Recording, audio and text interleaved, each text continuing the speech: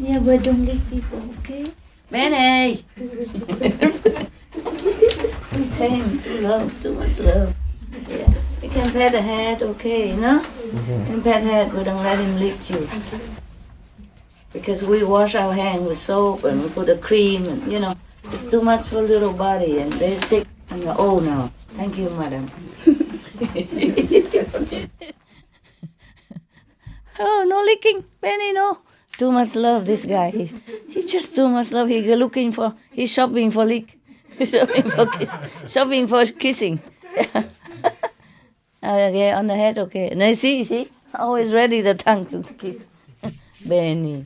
That's why this kind of dog, they call it the dog with 1,000,000 kisses. It's true like that. He like to kiss everybody, young, old, and he only know love. Okay. Yes, just check out if everybody okay. Oh, and that guy, of course, if you pet him, and he just stay there forever. Yeah. Happy is restless because too much medicine right now.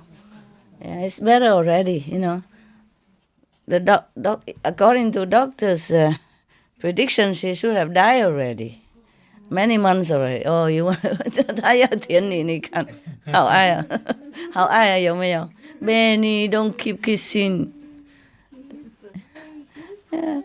Can 你可以抱抱，可以抱抱 ，OK， 抱抱就不让他舔你的皮啊，你懂？哎，怕我们手太多那个化水了，懂吗？哎，人的身体有化水，然后要洗手等等。是 love， yeah， 他这个不会舔的，他这个爱老人呀。Yeah, let them love for a little, otherwise they go crazy. Too much love inside. I don't know what to do. Look at that, go everywhere looking for love. Look at that, yeah. And you stay outside, huh? I told you already. My God. Here you go. Maybe you can come up here if you want. Huh? Now it's free. This is for me. Tongue cleaner. Yeah, you know, right? Good for the tongue. Yeah, it's not just eating, brushing teeth, clean the tongue as well. God, what do all the humans have to do for this little body, only 100 years?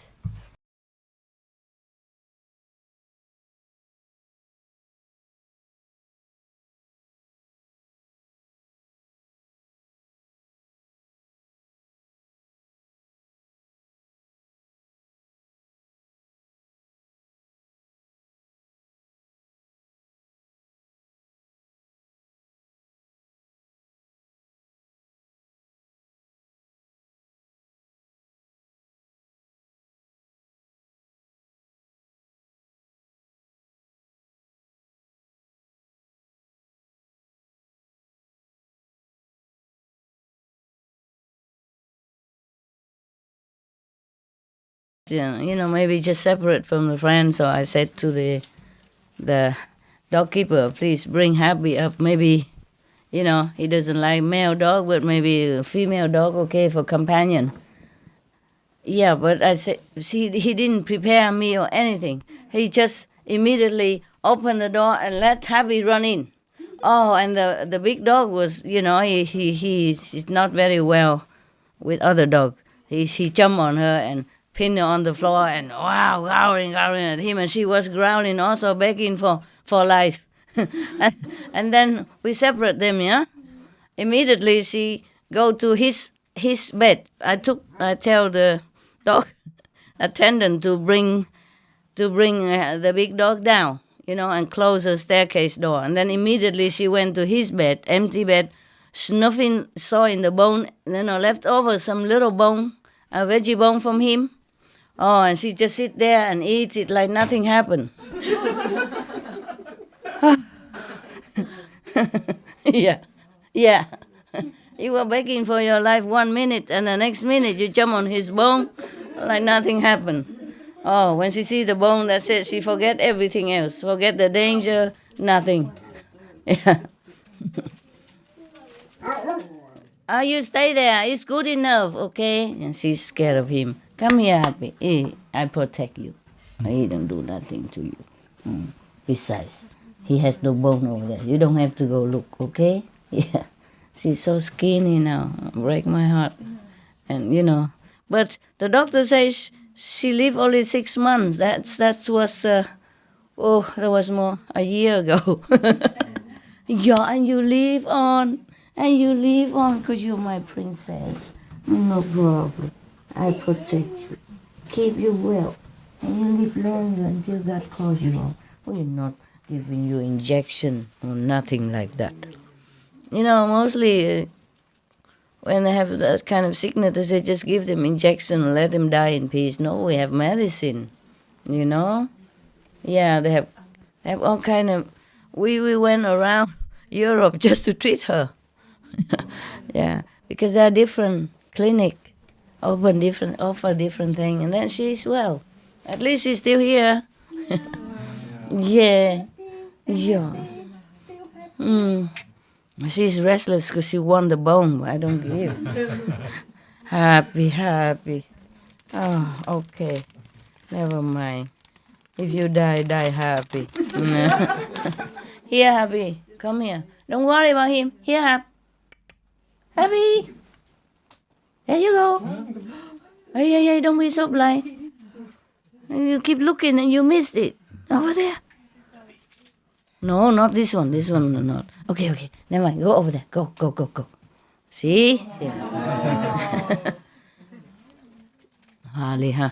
Where's Benny? Yes. Benny right here. Benny, give it to Ben. You give this to Benny. Yeah. Same for Benny. Yeah. Benny, come. Benny, come over here. Yeah. I'm with you. Okay. Everybody's still okay, yeah? Yes. You sit daytime outside, but nighttime no, right? No. Too cold, huh? It's good. I told you, October is not possible. It's too cold. Inside.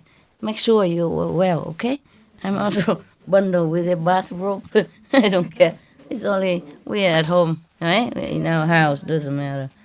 You no more fruit. You eat one pear. That's enough. And then some of the ham, right? I mean vegan ham. Okay. If Benny don't want it, give it to her. Happy over there. Oh, she's so crazy. Lấy rồi hả? But at least he is not so restless looking for food like she. You've been in India, all over India, huh? Yes. And you, and then why you have to go all the way here to find your master, huh? You guys are funny. The many Indian also, some, not many, but some. Why you have to come here? You, for example, why? I have to come to India. I don't know, maybe it's... Just to find me, huh? In the garbage can. He found a little booklet in the garbage can in India, and that's how he came to find me. It's funny. Yeah, well, all the other Indian masters are rich and have big ashram and whatever, golden temple, whatnot, huh? And you have to find me in the garbage. And then, it's funny, huh? It's really funny. He has to go all the way to India. He went around the world and came to India, found his master booklet. Somebody throw it in the garbage. And that's how he found me. And he visit many masters in India, Everybody know all the famous masters in India. Everybody know. Understand? Yeah. At that time, I wasn't that famous even. I mean, I am in some way, but not have TV, nothing. Yeah. Maybe you like poor master, huh? Or you don't like those big ashram master, you know. I read that it was immediate enlightenment. Yeah. So it was attractive. Yeah. But in India, they also offer that, no? And it is immediate, the sincere one, immediate. I am not telling lie.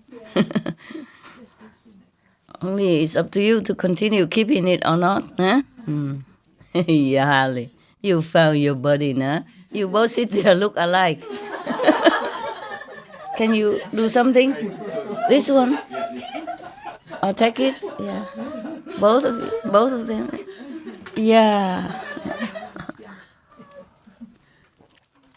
Yeah. Smile, Holly. Gee. Veggie bone. Holly, you're beautiful, you are. You beautiful. You look like your brother. You found your brother, huh? the two chocolate. Chocky, huh? Choco pudding. Look at them, both of them. Don't they look alike? Yeah, it's funny. There's one person somehow in Germany, she found a special job. That is, she took photos of dogs and the human companion, and she make them look so much alike, like the owner has to copy what the dog does, some special, like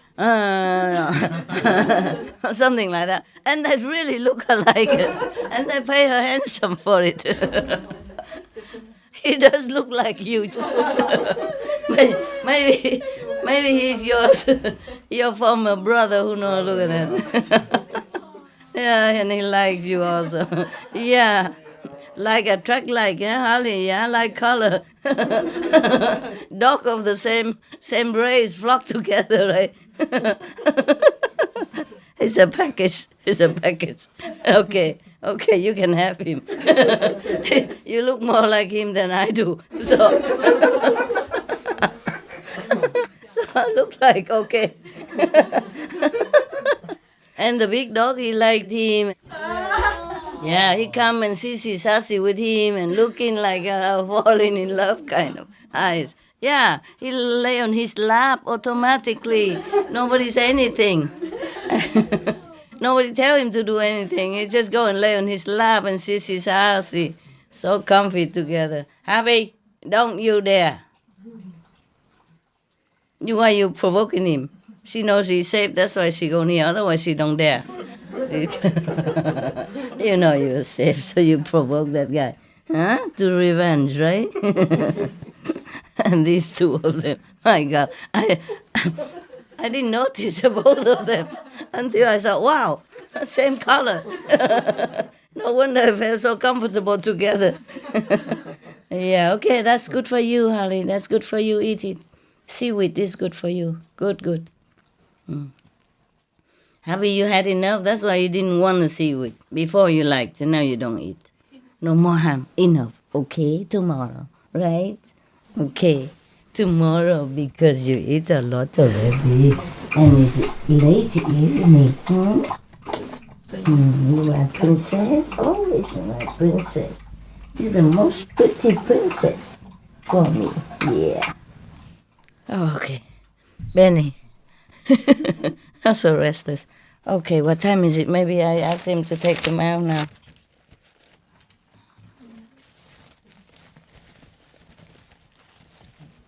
Okay. And you? Why you have to come here? I mean, you met many, right? Yeah. But nothing was filling my emptiness. Yeah? You did not get initiation there? I tried different methods, but It didn't work? it was working, but not for more than 1 month. And Oh, then right. I felt still empty. So. Wow. So how long have you been with this old woman sitting here? That's 10 years. 10 years already, wow. So it must have felt something in your emptiness. It's good. Your master is the poorest of all the famous enlightened master. Yeah? All my money goes everywhere except to you. So you have to sit on the floor in such a small little room farmhouse like this. It's not really posh, is it? And you try to make it beautiful. Why? Why are you hiding all this? It's behind there, the stone wall. Why are you hiding? Who cares? It looks like a pretty and posh house. It's not. Here's the reality, guys. Rough floor, rough walls, everywhere. Yeah, stone house. And the stone, even protruding out of the kitchen. You saw that? It's real stone. Yeah, because they built it on the stone. Is that the small land, that's why. Yeah, and a cheap house. It's not multi-million-dollar. I have houses, but all disciples use them. I don't have a chance. Everywhere I go, even this house, I don't have a chance.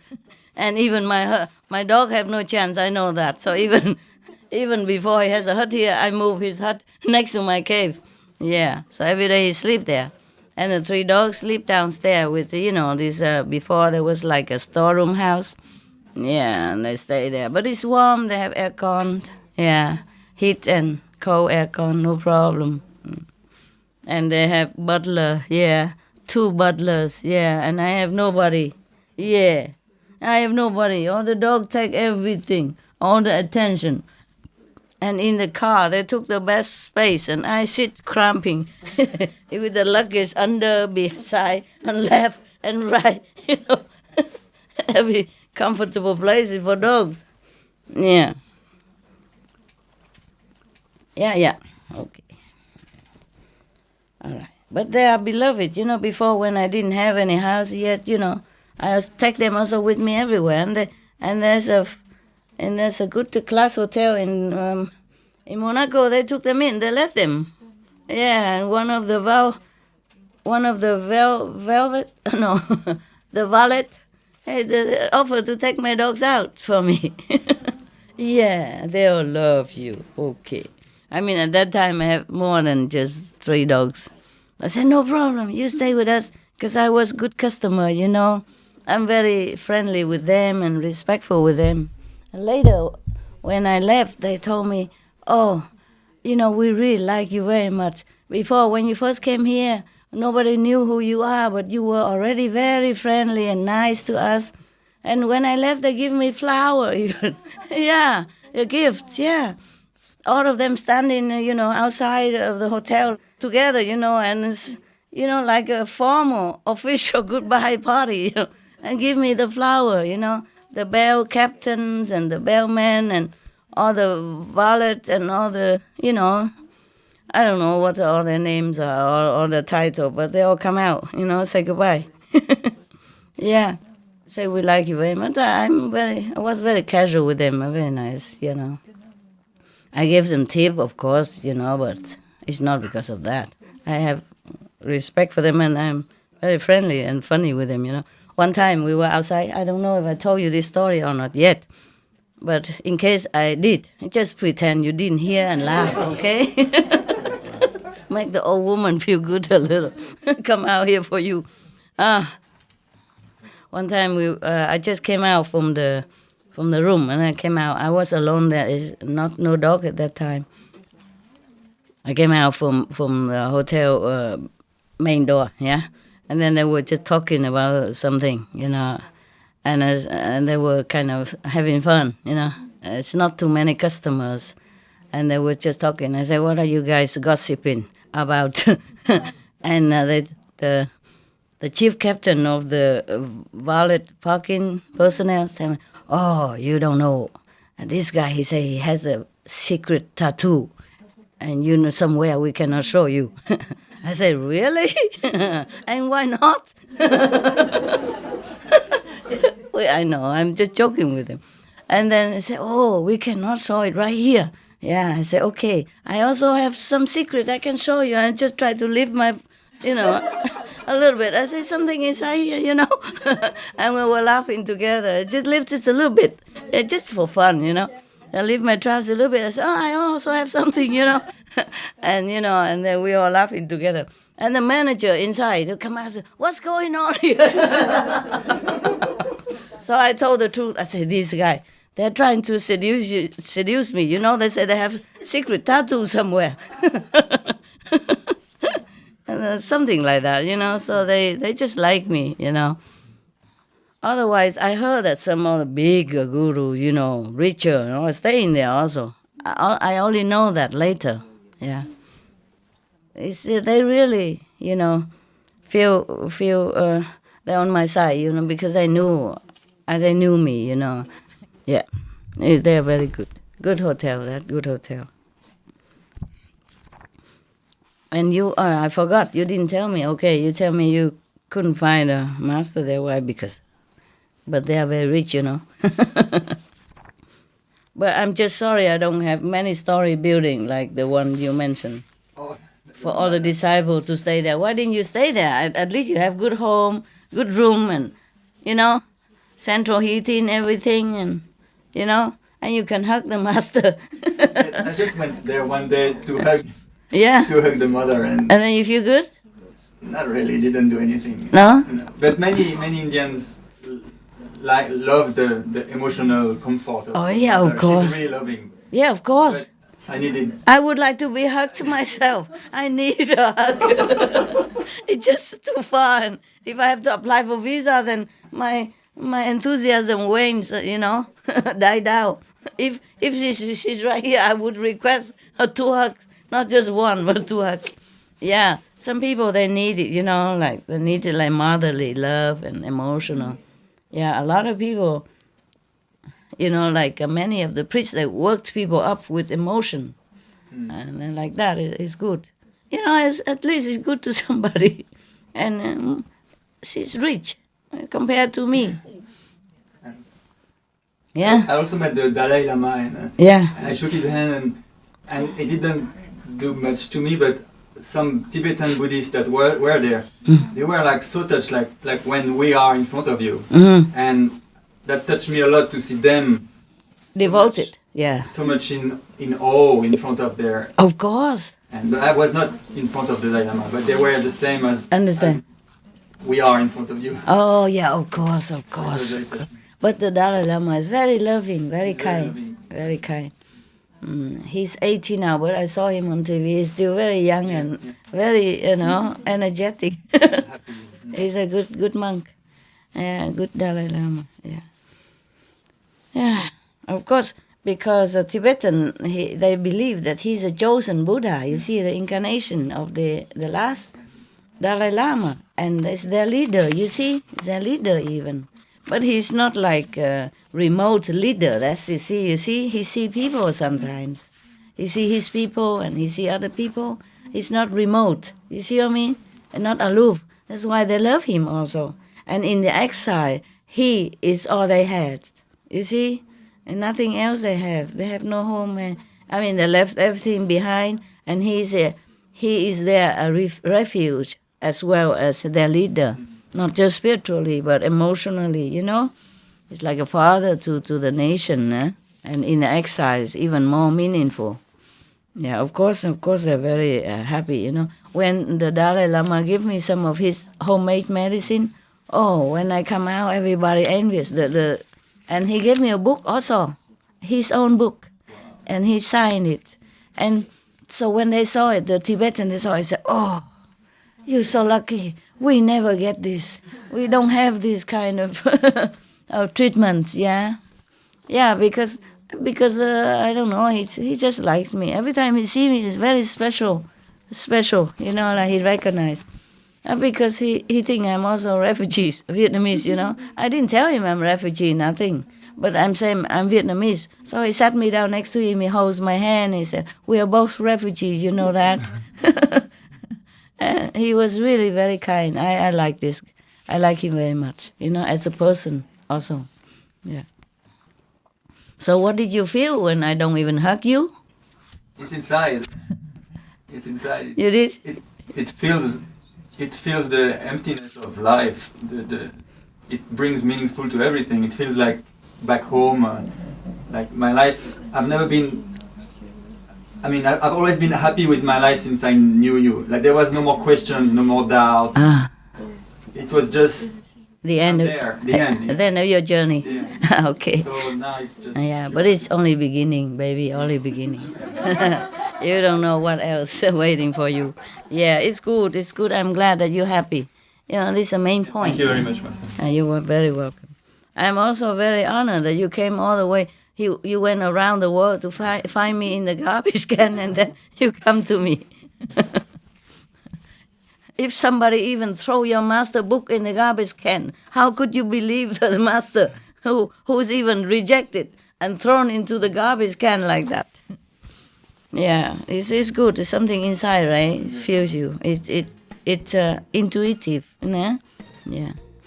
okay, maybe I don't have so many affinity with everybody else, but I have this affinity with all of you, which I'm very happy with. Okay, a person like you make me happy. All these, happy eaters here. Yes, sir. Huh?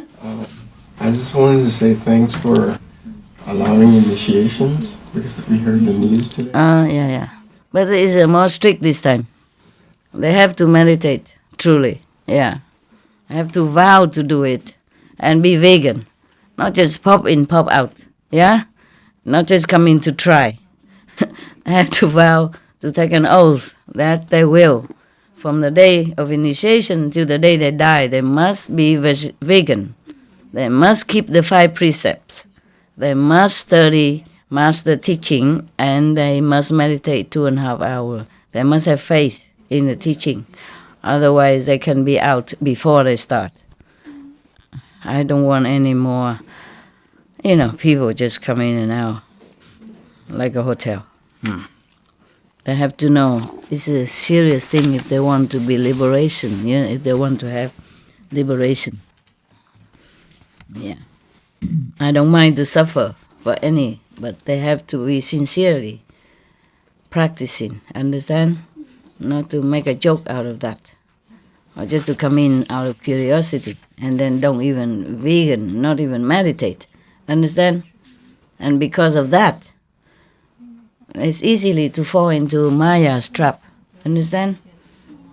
And bothering me, making me suffer more, and make them suffer also. Okay, I read you some of a nice story here, huh? That I read while I was in the mountain. I marked them all, look at that. You see, I mark them with because I don't have a marker in the mountains, so I have to do that. And then, I have to read some good example of people in the former time, how they practice. I like very much. It's very, very, very enthusiastic, very encouraging as well. There some of the story I read for you already, previously from other book, you see? So I have to check which one I haven't read for you. Yeah, it's also a Buddhist story. Yeah. Here it is. One of the just a simple story. Maybe 52. Check out, okay? Be patient. Yeah, if we could go to India, it would be nice, huh? Yeah. And then everybody can come there easily.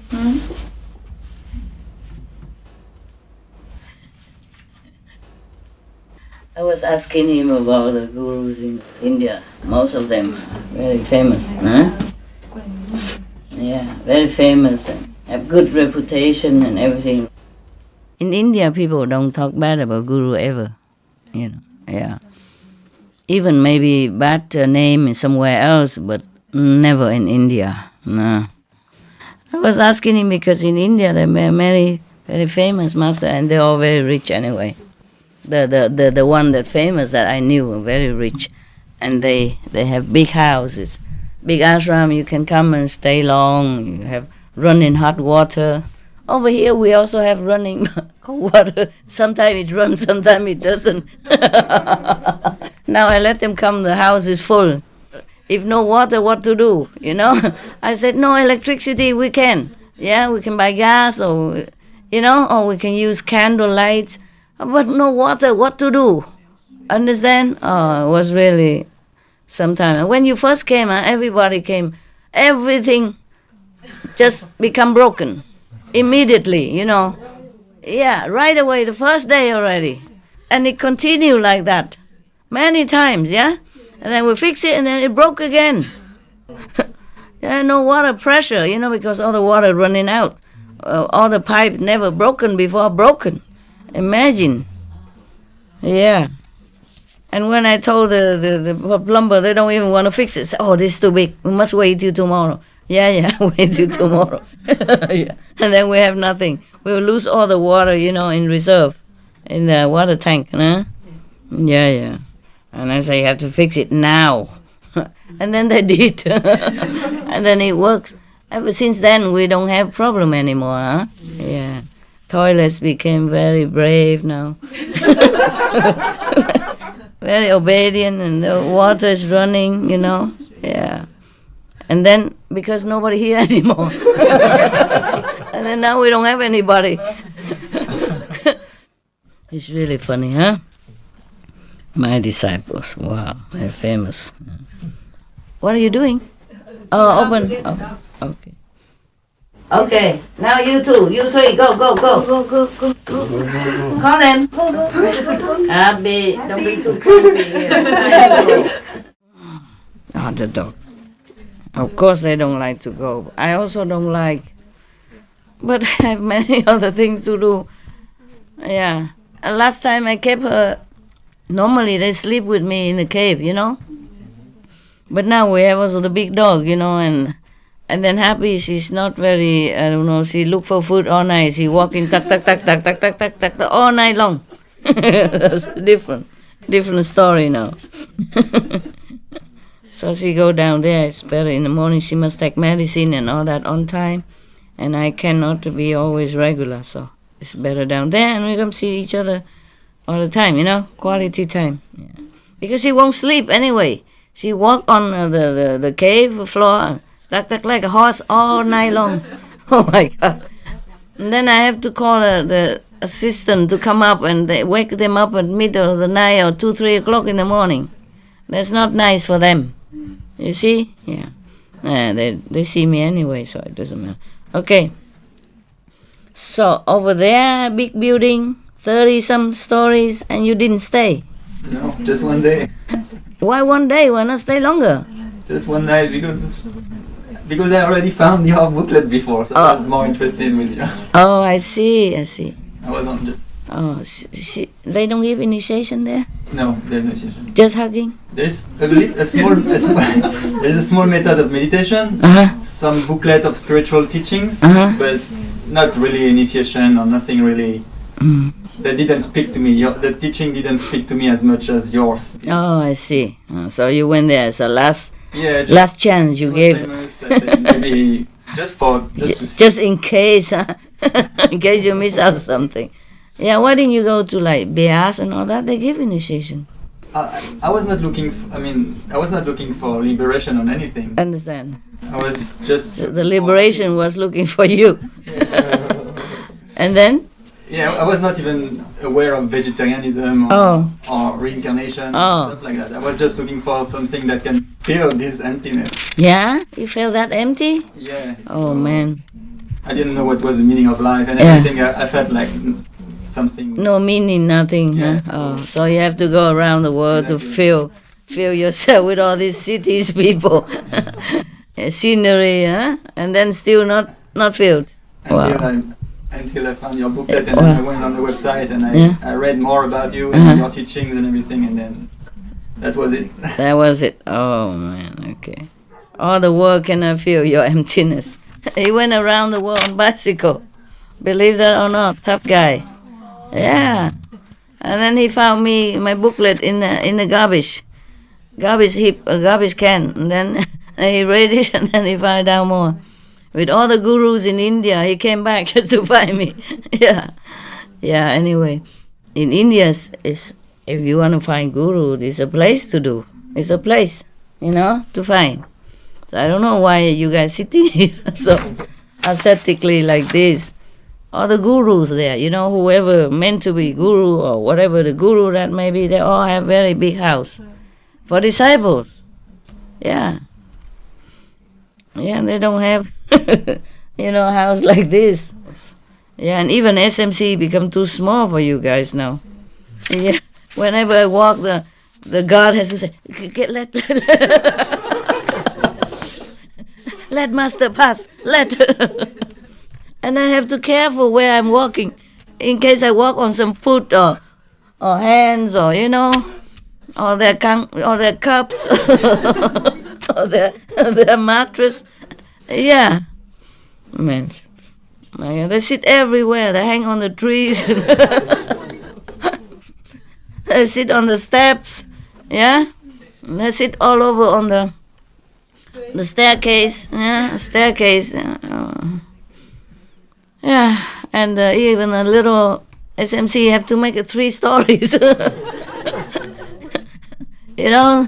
3 stories SMC, really. 3 story in the hall, yeah?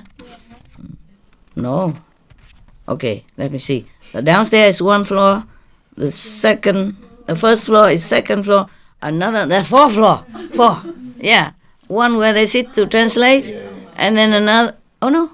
No, that is together, same. Okay, then only 3 story. Okay, 3 story. It seemed a many story to me when I sat there. So many eyes. And they sit on the staircase, They sit on where before we have a better thing, we have kitchen and dining room, and then now they sit in the kitchen and the dining room's gone. They go outside to eat. Everything on the swimming pool, I have to cover it so that I can sit on it. It was a awarded hotel. Yeah, many times, because it's beautiful, lush with scenery and flowers and. Yeah, actually, I say we have to write a letter, thank the government, for taking care of us and letting us come. It's true also. Yeah. It's not like easy, like you Americans or, whoever want to come, just jump on an airplane if there is a place, and then you come. Yeah. It's different. In many countries, still free travel is a luxury. Actually, anybody who believes in any religion sincerely, they cannot be anything bad. Yeah. Even not initiated by me or not taught by me, but if they study the Buddha's teaching or Jesus' teaching, keep the 5 precepts, they're all good person. Yeah. In Vietnam, if you don't believe in any religion, if you don't have any religious belief, they call you người vô đạo, meaning you don't have, of course, meaning that you have no religion, yeah? You don't belong to any, but meaning that you can do anything. That you're not a morally grounded person. Therefore, you're not trustworthy, because you don't know anything about bad from good, right from wrong. So that word means that you're not a trustworthy person. You're not morally educated. So you can do anything without consider the consequence. Yeah. So in Vietnam, if you scold somebody vô đạo là, then it's a very bad, very, very bad. Yeah. I remember when I was young, it's like that. Yeah. Vô đạo meaning no religion, also meaning no không có đạo đức á. Không có đạo, mean no moral. Yeah, can mean both. Yeah. Recently, I heard the present president of China, he said, try somewhere, different places. He said, Buddhism is very, very important for Chinese people. First time I heard something like that. I was very happy. Yeah.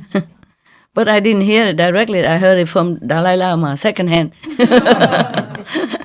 And the Dalai Lama had an interview on CNN, and that's how I find out. And the Dalai Lama, of course, was very excited about that. He was very happy about that. Yes. Okay, I read you this simple, easy to digest story, easy to remember. It's a Buddhist story, It's a once upon a time, once I have heard, yeah, the Buddha told, and Anand remember, yeah.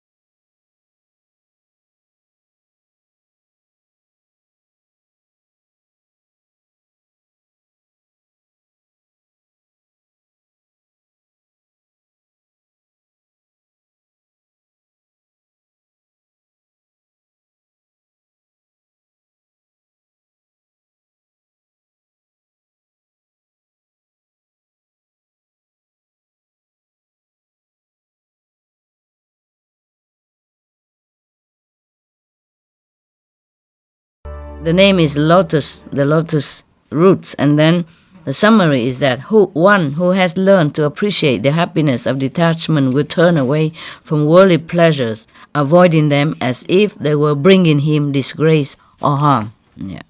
Now, once the Bodhisattva, meaning the Buddha, former lifetime. This is a story of a Buddha's previous life. Yeah. Once the Bodhisattva was born to an illustrious family of Brahmins, renowned for their virtues and freedom from vice. I mean, they are very morally sound. Yeah, they're free from any bad negative trace. All right. So he had 6 younger brothers whose bearing and traits were similar to his own. Meaning, all the 7 brothers are very morally sound, very good and virtuous people. Yeah. Even though they are born in Brahmins and wealthy family, but they have very good characters. And he has also a sister, yeah, all of whom imitated him in every way out of affection and esteem for him, in the firstborn, mean the Bodhisattva in this story, mean the Buddha's one of his former life, okay? All the 6 brothers and 1 sister, they all imitate him because he's such a good example of virtues and moral conduct. Yeah. So having studied the sacred Vedas is like a sutras, the Bible of the Hinduism. Yeah, and an old, long, ancient text. Yeah, and the Hindu people, the people who belong to Hinduism, they believe, of course, in goodness, in moral, in reincarnation, in being a good person, and fear God. Yeah, believe in God. That's why most of Indian people, they are very good because of that, because of traditional teaching. Yeah, Vedas. Yeah.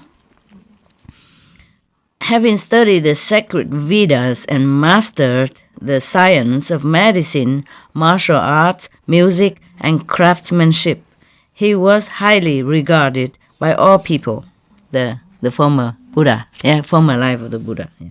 He was a devoted son to his parents, respecting them as if they were gods. To his brothers, he was like a spiritual teacher or a father, instructing them in all the sciences. He was skilled in worldly affairs and distinguished by his impeccable discipline and way of life. He's a perfect person. Yeah. Of course, a former Buddha, former reincarnation of Buddha. At that time, he's Bodhisattva, He's not yet a Buddha. But of course, he's been a Buddha ever since. Nobody can even remember, of course. Remember, I told you that? And then he reincarnated again, life after life, just to earn enough merit again to save many souls. Yeah. If you're born here, you have to earn your merit again. Yeah. Maybe you can take a little bit from the former existence, but you're not allowed a lot. Not allowed a lot. Just like you go on an airplane, 1 hand baggage, yeah? Yeah. All right. But this is different. In airplane, you can pay for extra luggage. Here, no. Even if you're Buddha, like Sakyamuni, like that, he has to be reborn again and again since he left Nirvana, so that he can earn merit by letting himself be killed, be harassed, or offering himself, sacrifice, all kind of things, in order to become Buddha again, and then to save so many souls. Yeah. My God, and to earn merit here, oh God. Whew, you know it, right? How difficult. Yeah. You know it yourself. Yeah, mostly you only know karma, you don't know merit. So difficult to earn anything here. Whatever you earn, maybe you do some good things, and then you feel proud about it. That's it. The negative power took it away. Because it's proudness is from the mind. If you feel proud, then the mind take it. The mind is from the negative level. Understand? The mind is from the second level. So if you told everybody and boast about it, or be just to feel proud about it, oh, I did some good thing, then you're done, you finished. You finished that marriage, you're gone. You're finished, your marriage is gone. Yeah. And if you talk again about it and you own it, you have to do it again, or else, you have to be reborn to do it again. This is a problem. It's not like if you do something good here, then the Maya will say, oh, what a good, give her a reward. Give her a medal or something, you don't like that. Yeah. Yeah. Even the Bodhisattva, like a Buddha reincarnated, he always tried to do good. But the chakra, the god of the gods of the gods, of 33 level gods, always come and harass him, torture him, tested him in so many painful way. It's not like he knows the Buddha is good and then he support or help him in any way. No. God, even the God of the 33 heavens. Imagine anybody else down here or in hell or astral level. Understand me? Yeah, okay. So it's no wonder many masters suffer, eh? The real masters suffer a lot. Even the Buddha, no? He has a royal, he ruled the whole land, and he forsake it. He didn't want it. Still they doubt him. Yeah, of course, the bad people everywhere. And Jesus, no? Yeah, all he does is teaching good thing. And they crucify him. Instead of, and they let go of one, they could pardon one criminal. And they pardon the thief, the robber, instead of pardon Jesus. What has he done? Nothing. You see, they could have pardoned him. No, they crucify him instead. They can forgive one criminal, but did not forgive Jesus. Understand this? Yes. Yeah. And Jesus is not the only one who's been tortured like that. Countless of masters, since time immemorial. They die, suffer pain, or they do all kind of torture, to make them die in such a suffering way. It's not just normal.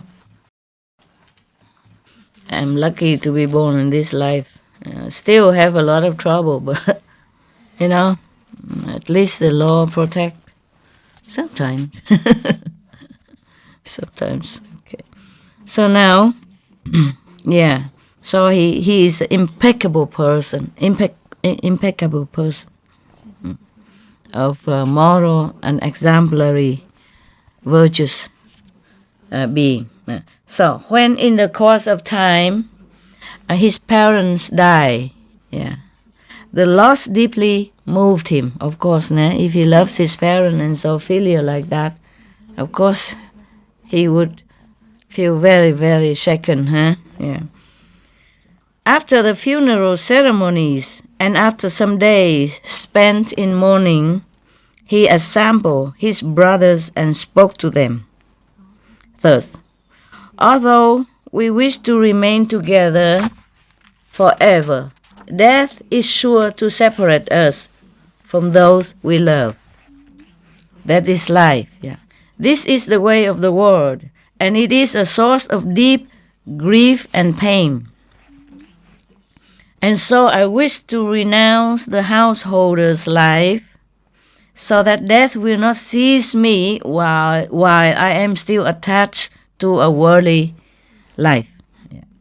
I intend to walk homeless on the road to enlightenment. Having so decided, I wish to give you some parting advice. Our family has a good deal of wealth earned in an honest fashion.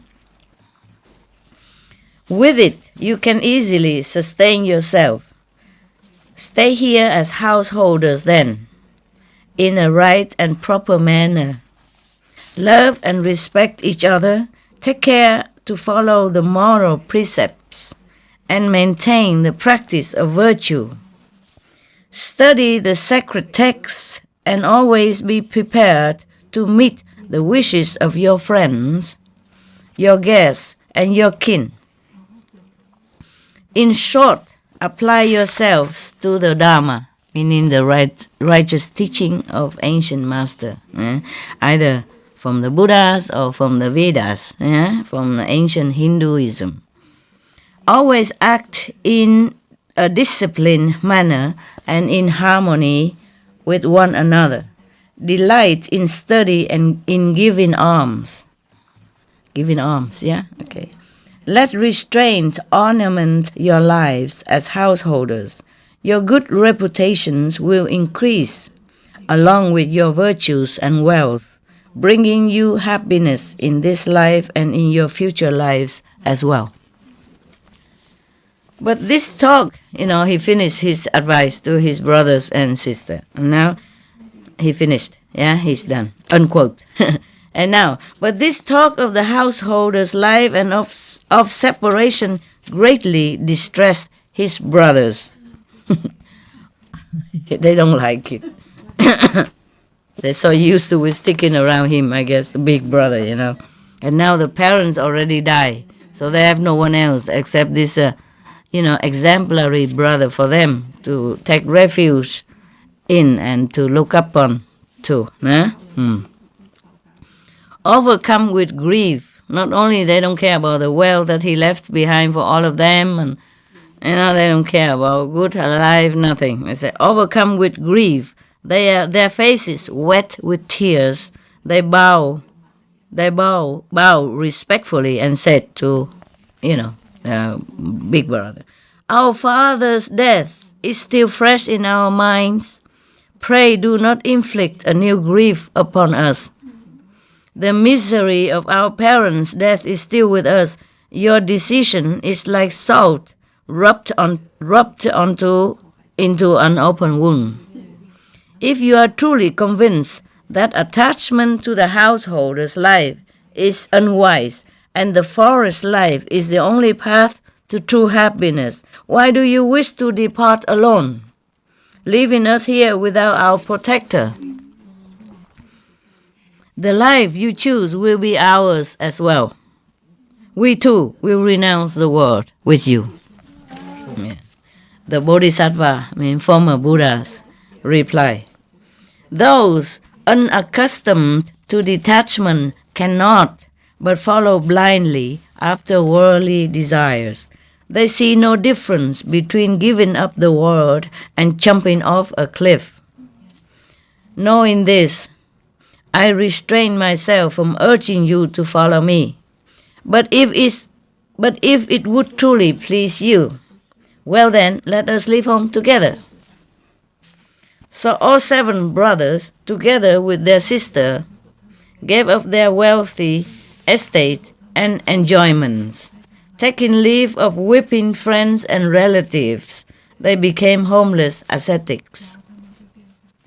And with them into the forest there went, and out of affection, one of their friends and 2 of their servants, 1 male and 1 female. They also left with them 2 servants and 1 friend.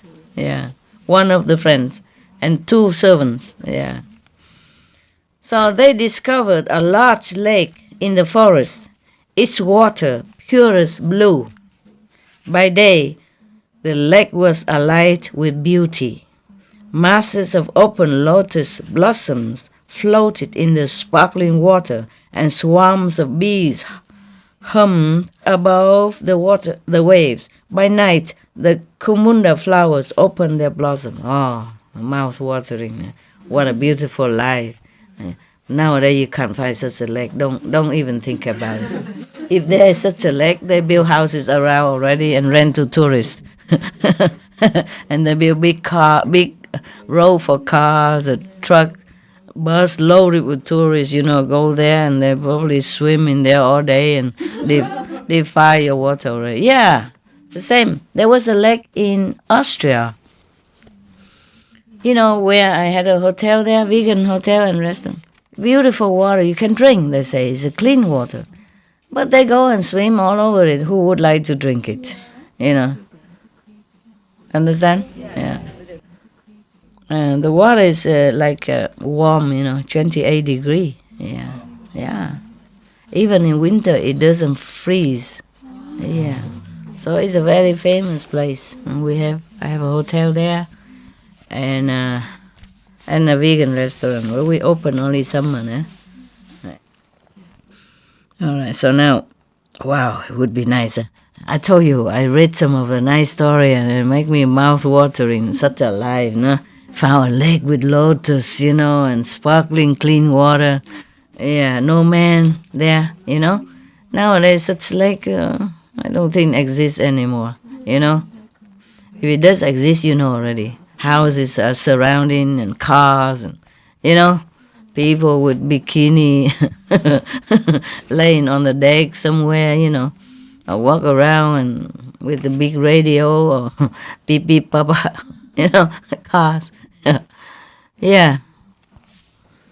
So if you sit there, then I don't know if you can enter samadhi quickly or not. Yeah. Okay, so now this group of people, they discover a large lake in the forest already. Read all that, and they all the flowers open there with the lotus and all that. There on the shore, they built huts out of palm fronds at some distance from each other, and so they don't have to always bump into each other, so they can be quiet and alone. Yeah, each hut solitary and hidden in the shadows of the trees. Isn't that nice? Oh, such a freedom, huh? Maybe one day we go and hide somewhere if we find a lake like that. Huh? Nowadays, helicopter, they see you everywhere. Satellite, they can pinpoint where you even go to pee. Even if you hide in the bush, right? They can come down, land down, surprise you. Hey! I know what you're doing now. Surprise! Sorry, surprise! Oops! Oops, we didn't mean to. In India, you don't always find a public toilet. No. They have public house for you, but not public toilet. Not all the time, because you go into the Himalaya, the wild area is still very wild. Many places is no houses, no facility, nothing, no buses, no car. Yeah. And some place they may have donkeys or horses for you to rent. But some place even the horse cannot go through. You have to walk. And we're precarious, huh? Precarious walk. Sometimes landslide, it happened to me. Yeah, we were on the bus, and then the whole mountain like crumpling down. And everybody panic, want to run out of the bus, and I was the one who saved the day. Proud to tell you. But I told you already this story before. I told him, no, don't go out. Go out now, you die. Where are your guru? Pray to your guru. And later they all come to thank me, I love this story. I keep telling you again and again. Yeah, but who wouldn't be scared, But I was surprised how come I was so calm. I'm surprised. Everybody run back and forth to the bus trying to open the door. I just so calm. I tell them, no, where's your guru? Pray to them. Yeah. One time, in emergency, I was so calm sometimes, even before as a householder. One time, my ex-husband and he was driving to some places for a holiday or something, I forgot. But it was in winter, and the road is very slippery because of ice. Ice on the road, not snow. Snow is okay, but ice. And then suddenly the car was turning, and veer to the right, and then run right to the cliff, But during the spinning, I tell him, don't worry, Kuan Yin Bodhisattva will protect you. At that time, I only knew Kuan Yin Bodhisattva, I touched his chest. I said, don't worry, Kuan Yin Bodhisattva will protect you.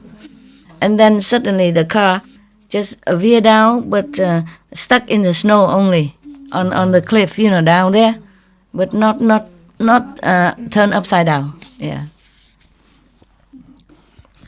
And then luckily, it's very near a farm,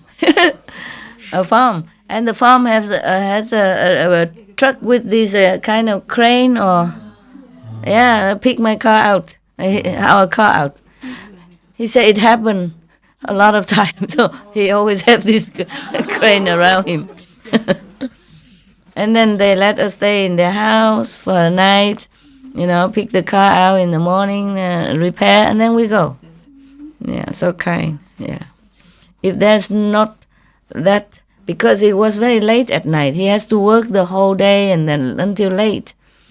And then we went escape, escape work. So it was very late until he's free.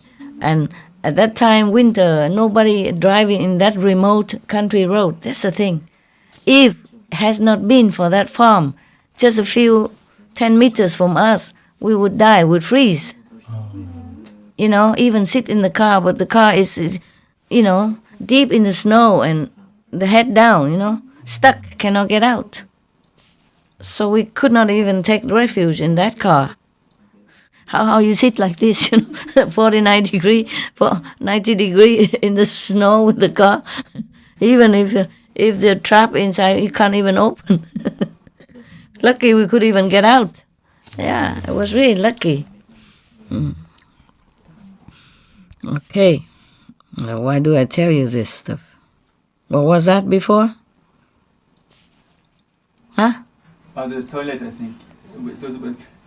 Huh? The toilet? There's no toilet in India sometimes. Yeah, and then?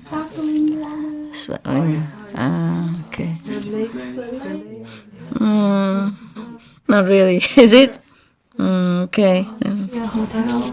Hotel, also hotel. You guys are not listening. And then The story that was beautiful. Beautiful scenery. A scenery. like in the lake in Austria. Uh-huh. Beautiful lake. And then why? The water was pristine. The bees were humming. And then why does he go to Germany with a stuck car? Because he said today this. Himalaya, the remote area, sometimes have slide. Mudslide. Dangerous. Yeah. You are calm. Yeah. In that time I also calm. Also, okay. Then I remember now. Yeah, I was calm even before I became a master. So your master is calm. Professionally calm. Okay, good. At least you listen, huh? I'm catching you sometimes. Make sure. Okay. Their minds focused on meditation. Yeah, very good. Wow, what a life. Wow. When I read this story, I felt so sorry for myself. That I don't have 6 brothers and 1 sister. And I couldn't find a leg with a lotus on it. You will know why I like the lotus. You will know. I will read on and you understand why. Not just a leg, but a leg with lotus. Okay? And you will understand why soon. Okay? Now. Every 5th day, they would go to the Bodhisattva, meaning the biggest brother, the Buddhas in former life, all together to hear a discourse on the path to tranquility and the subduing of the mind. Every 5th day only. Not every day like the way it is with me and my disciple. Okay. Even now, there's not many people here, but whenever I sit nearby here, I feel your pressure. I feel like you want to see me. Yeah, I do feel it. I don't know, maybe you don't do it on purpose. It's just inside you. And I have to go hide inside my cave a little far away from the pressure, from the pressure zone, There are no pressure zone, no fly zone, no go zone, a comfort zone, a lemon tree zone, and the cave zone, and kitchen zone, and all kind of zone with different energy. So I come out now and then, just so let you know I'm still here, and then don't bother me, huh? Okay. It's very difficult to have people around and not to entertain them. If people hate me, it's easier to live with than people love you. You understand? Yeah. Because human love is more grabby, more attached. Yeah. Especially it's something good for them.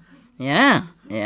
That's why they cannot leave their husband, wife, or children because they're good for them, They feel good with them, They feel loving, or they feel like they have something, belonging, And they have some good thing together, They eat together, they talk together, And they're proud to have children, for example. They're proud to have such a good-looking husband. So it's something good for them, and they cannot let go.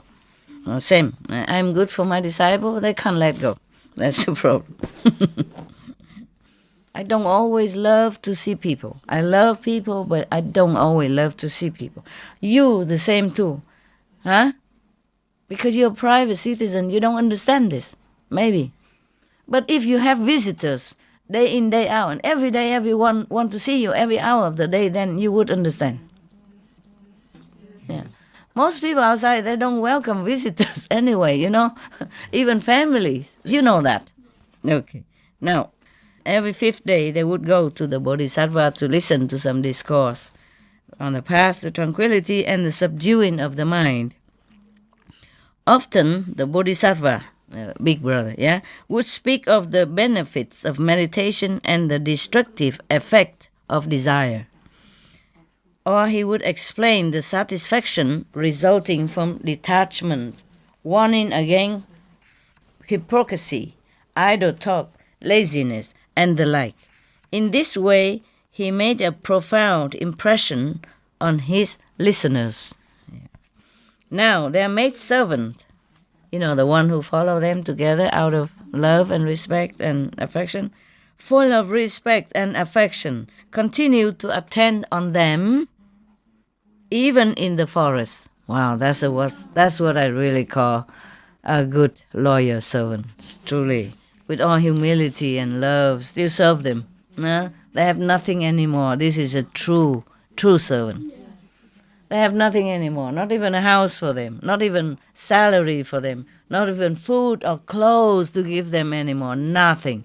They still continue to serve, the maid servants. Probably the male servant do something else, maybe repairing the hut. The maid servant is serving them something else, maybe helping them different way. Maybe cleaning the hut. I don't know if they need cleaning. So how does she attend to them, even in the forest, now that they have nothing to offer them anymore, and they still continue to be their servant and serve them like that? How do they serve them? Can you guess? Now that they had nothing anymore, no cooking utensil, nothing, huh? Lotus seed? Yeah, something like good. Okay, yeah. That's why I told you before, but I warned you before already about the lotus. That's why, you see, not just the lake, but the lotus lake. Well, for me, I don't even ask that much. Maybe just a water spinach lake, it's okay. Rau muống. Okay, because the water spinach or the crescent, crescent?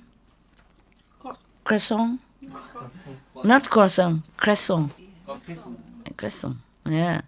The crescent, tiếng Việt Nam nói gì đó? Salad song. Salad song, đúng rồi, okay. Crescent also good. Because if they have water, like water spinach, they just spread and spread, They keep growing, and so probably you can eat forever. But it has to be a lake, because there's about 10 people here, every day eating. But they ate only once a day. Yeah. Good for the lotus. Okay, now so the servant, every day she would pour edible lotus roots from the lake and divide them up equally on large lotus leaves. Well, you think it's romantic, but how long can you eat lotus root to survive? So, now that we see the good Bodhisattva is doing such a good thing, preaching to his, people, and now see how he is going to be rewarded. Okay? This is a very good part, okay? So the servant girl always divided root that she took from the lake, roots, and then divide it into different portions, yeah?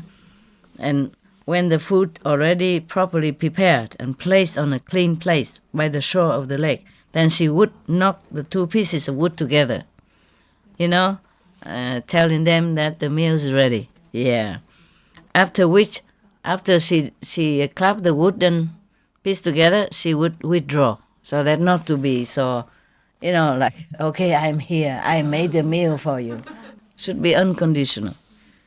You see, a servant knows even what to do like that. She clapped the wood and then she withdraw. Yeah, so respect everybody, come out, quietly take the food, come home to their hut, eat quietly and continue contemplation or whatever they contemplate. Not intrusive and not always try to show your face and force people to see you. Even that person is the one you love. The loved one is even more so. You have to give them space and do what make them happy, not what make you happy, regardless of the loved one feeling. That's not correct. Yeah. And I'm telling you, the concepts of many people are wrong. We read all the Buddhist story, the Buddhist story, that people would make offering to the Buddhas, and even if they're poor, they even go and do a servant for a few days to buy just a little bit for the Buddha, or the one who don't even have money, they took some nice pebbles and strew it on the spread it on the road where the Buddha or the monks walk with all the love. I hope in the future, I'm telling this so that everybody else outside, or the disciples, should turn around, turn your mind, so that you have some merit. Karma you cannot run away from. So cruel is the karma law, so cruel. Oh, without any master, you could never get out of this circus of the circle. Terrible. No matter what you do, never enough to be liberated. Maybe you can go to heaven for a while. So you see all the story I read to you, all the gods, yeah? When their times come, they just die and like everybody else, and become even a householder and get married and suffer and even become a bird or whatever. You see that what I mean? Yes. The gods from heaven. It's not a human mortal like us.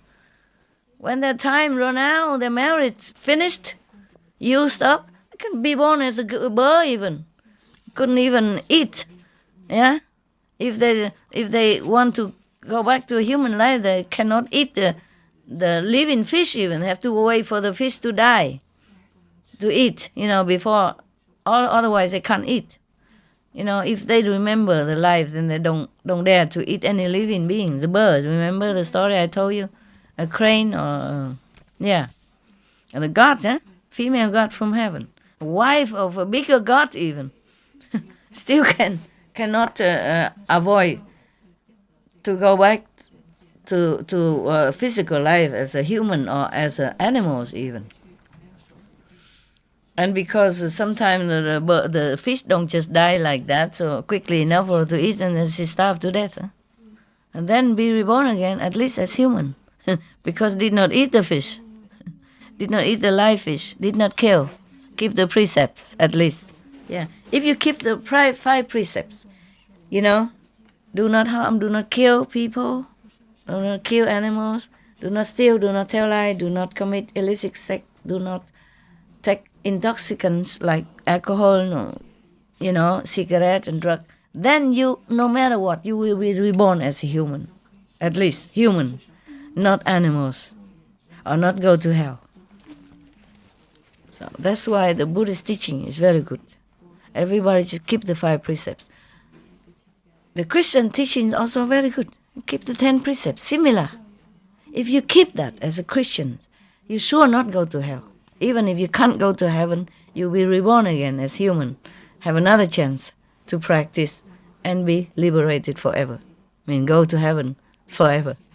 And if you want to come down again from heaven, of course you can. It's easy to come down from heaven than to go up to heaven. That is the thing. But a lot of people don't know that. Okay then. Very wrong concept. Because the people come in for spiritual practice, they don't have this kind of attitude. They don't have this mental sickness like that. Understand, huh? They don't have so low kind of concept. Okay? Understand? So that's the difference between devotion, sincerity, and fake hypocrisy. Huh? Okay? that not only doesn't bring you any benefit, spiritually or meritly, but it will bring you bad karma. Yeah, bad, very bad karma. So watch your thought, your speech, and your actions. Please, for your own sake, okay? I don't ask for anything from you anyway. I'm just telling you this as a teacher, responsible teacher, yeah? Because I have nothing to gain from you anyway, okay?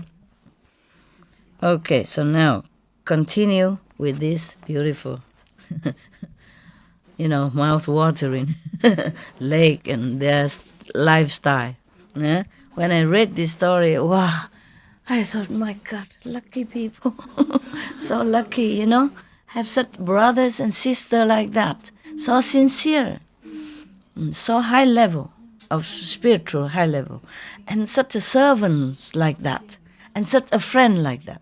One friend, enough. One friend who follow them, you see, and one servant like that is enough. Mostly nowadays, I don't cook anything nice anymore. Yeah, and then just these few days, the Vietnamese cook something for me. If they cook something nice, special, not just normal vegetable and rice, then I always share. My dogs is the number one customer. Vietnamese food, spring rolls, sticky rice cakes, durian cakes, even moon festival cakes. Oh my God! Yeah, and they think I eat it all. It's not true. I eat very little, and the rest he pushed them all out. He cleaned them up. Yeah, today you saw it. He eat clean. His food, he left it. But the Vietnamese food, he eat them until you don't even see one little speck of that left on the bowl. Everything else left. But he lick, I don't know how he, because I put it also with the noodles, but he can separate them. And this kind of food is not like one big clean piece, square or one morsel. It's not. It's almost like powder and crumb, like breadcrumb, and sometimes a little stripe, stripes, but very short and very thin, like breadcrumb but stripe. Yeah. He managed to clean it all up, left all the noodles, the Italian noodles behind. Normally, he loves Italian noodles with ham, vegan hams and all that. But if I put some Vietnamese food on that, then he don't care about the rest. He don't care about any other food that they cook for them. He eat the Vietnamese food. And maybe later in the evening, we had nothing else and I'm not there, he knows there's no hope, then he go eat his food. Yeah. Not that he's not hungry. He wait for the better one. And then after he cleaned it up, he kept looking at me again. Any more? Like, how about some more, huh? How about some loving for dogs, huh? Oh, man. And you can see their eyes and you can't say no. Yeah. This afternoon we have just a little cake left from last time. And I and her eat some, but he finished them all up, one piece after another, and still looking for my piece and her piece. Yeah. The durian cake. I said, you can't eat a lot. This is no good for you. He said, it tastes good. He said to me, it tastes good. He can't understand why I say it's no good for him. I said, sugar, it's not too good for you. It just a little is fine. But he always said a little bit more, and then he look at me like this. He don't need to speak. The eyes speak volumes. Oh, man. Yeah. Happy also like that. She loves sweet stuff. Like these exotic cakes. She can never have enough of that. But she can't eat a lot of those, She need to eat just good food. But for her, good food is the snacks food. The snacks. They can eat them for lunch, dinner, breakfast. They don't like the other food. Oh, man. Yeah. But I love them too bit. Yeah, all of them. So, okay, so after the servant girl prepare the lotus root on the leaf, raw like that. They're raw foodish. And of course, they don't cook, they don't take anything with them except some clothes and a blanket, I guess. Yeah. Okay, and then she would knock two pieces together, and then she quietly withdraw. And then the holy ones, meaning the brothers, yeah, after performing their usual prayers and libations, would walk to the left side one by one according to their age. Yeah, so they don't have to make excuse to like bump into each other and have to talk and have to blah, blah, blah. You know what I mean? So they want to keep their privacy and their mind pure, without any hindrance, without any disturbance, without any new recording from anything at all, good or bad. Yeah. Good or bad from the world, I mean. Yeah. Because if you met each other, then you start to say, oh, hello, and then how are you, and then blah, blah, blah, go on. You see what I mean? Yes. Yeah. And look at me, I just come out, half an hour, and then blah, up to now. I have to. As long as I have people in my house, I'm not liberated. I'm not free. Yeah, it's okay. I come out now and then to talk to you. It's okay. I'm also pleased to do that. Yeah? Okay, so they even come out by age. You see, so the big one come out first. And then, you see what I mean? Yes. Yeah. And she probably, according to their age, I don't know, maybe the young one come out first and then the old one come later. It doesn't matter, but they take their time so that each one go out alone, take their food, went to the hut and eat, quiet and peaceful. Yeah, there's no more bombardment of talk and memory or remembering this and that and sadness or whatever, chattering. Yeah, this is the thing. You see, why the worldly people sometimes cannot meditate well, because too much intake of all the things around, either by work or by colleagues or by seeing on TV or by newspapers or by the neighbors, you know what I mean? Already full of memories from childhood already. Not completely washed yet because meditate very little. Every time you meditate, it wash out some, you see? But every day you intake more also. That is why. Therefore, the mind is too full for light, for God. Yeah, that's a problem. That's why solitude helps, you see? That's why the ancient people, they go to a solitude, to some remote area to meditate, at least the beginning. Yeah. But of course, not everybody can do that because you already tied up, in families, in business, in survival. You have to live in this world like that. But the ancient people, they have less pollution. You see, not pollution because of the cars and all that, or methane, but pollution of the mind. You see, less information, less internet, less television, radio, and all that. You see, easier for them to calm down. Yeah, and so they are not so very much deluded into staying in the world and enjoy. But even then, at that time, not much entertainment. People still caught up in families and cannot be detached. Yeah, just these people, some exceptional people like the Buddhas in former existence and his brothers. Yes. All right. So when I read this story, I tell you again and again that, oh my God, I feel so good, so inspired. So I don't know. I feel so good. I don't want anything in the world, and that was the right so. But I know I cannot just do like them. But even then, I try as much as I can, whenever. Yeah. Because if we live in the world, then we cannot avoid to take in the images of the world. Yeah. If we live inside the family, we cannot avoid to take in the images in the family every day. And therefore, when you sit, the first sitting, at least 20 minutes, half an hour is all about washing out. So you don't see nothing. It's difficult for you to to empty yourself because of that, okay? But you still have to try. Yeah. Sincerity counts. Yeah. Try your best. Yeah.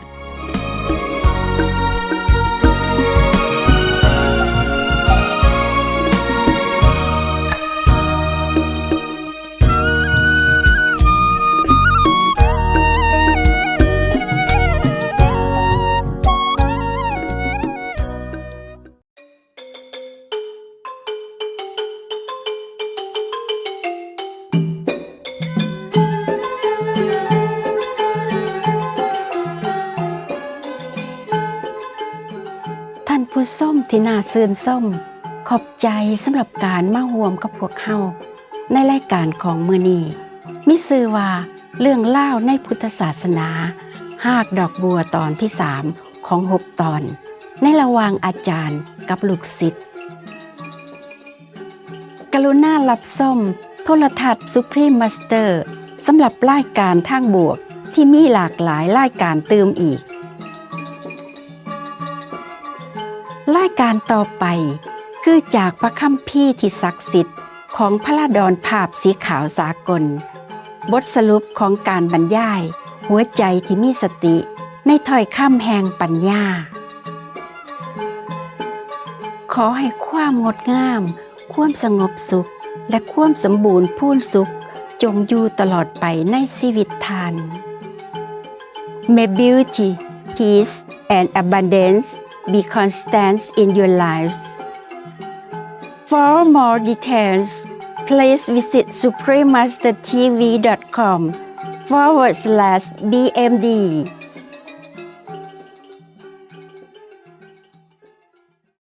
เฮาได้รับพรเพื่อนำเสนอบรรยายธรรมที่ลึกซึ้งเรื่องหนึ่งชื่อว่าเรื่องเล่าในพุทธศาสนาหากดอกบัวตอนที่4ของ6ตอนในระหว่างอาจารย์และลูกศิษย์บรรยายเป็นภาษาอังกฤษในวันที่10ตุลาปีคริสตศักราช2015ฝรั่งเศส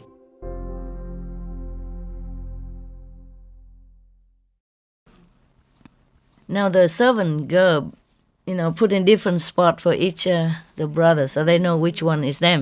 Probably this is number 1, number 2, number 3, number 7. So the youngest one take, and then the second. After the clapping of the wood, the first one go out, and then because it's also near, separate from each other but near. So the 5 minutes later, the second will come, and like that.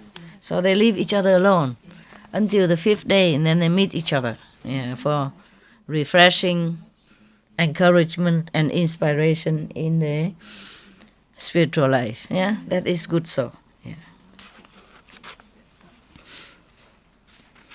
So now, the holy ones come out one by one, and each in turn would take his share of the roots and then return to his hut there to enjoy the meal. Yeah. The rest of the day they spent in meditation. By this practice, they avoided seeing each other at any time except when listening to the sermons from the big brothers. Yeah, right, like that. They make it an agreement with each other like that. So, you like these people now? You're blessing them, huh? You okay, huh? You cool. Good boy you are. Yeah. You're beautiful. Still you're beautiful. Whoa! Where have you been all this time? You hiding in your hut, huh? It's good so. What did you scavenge just now? You ate enough today, okay, huh? Did you eat all your food, the spaghettis and vegan ham and all that? Did you? If not, then when I come home, I give you some more, huh? Okay? Or we eat tomorrow, okay? Yes? All right, you are a good boy, okay. Let's see if I have anything for you. Oh, yeah, a little bit. Okay, for fun. There you go. All right, we go. You go back to this old woman there? No? No, I have a bone. You come here, huh? I love you. Let me do some work and we go home soon, okay? Yeah. I also did not eat anything since this noon, no? Oh. Okay, love. Okay, just one love, right? Long time no see, right? A few hours. Oh, how terrible. Such a long time. Okay. You had it? Thấy giao này mô thả là. Okay there. Good. Okay. Where were we? Okay. Such extraordinary moral practice. Such a refined way of behaving and living. And such love of detachment brought them great renown. Yeah. If somebody else can understand English and speak Chinese and translate, so she's not too tired. Yeah. Anybody else? It's okay? All right, good. Do you speak Phú Chiên Hoa nữa? Thái Quan? 国语他懂就好了 OK 我怕他不懂国语就懂台语就更麻烦台湾呢台湾意思 OK alright 都懂哈翻译好哈很简单 Shopping for love It's a supermarket of love here you know When I'm with him alone it's just a small grocery store, you know, but when a disciple is around, the supermarket of love.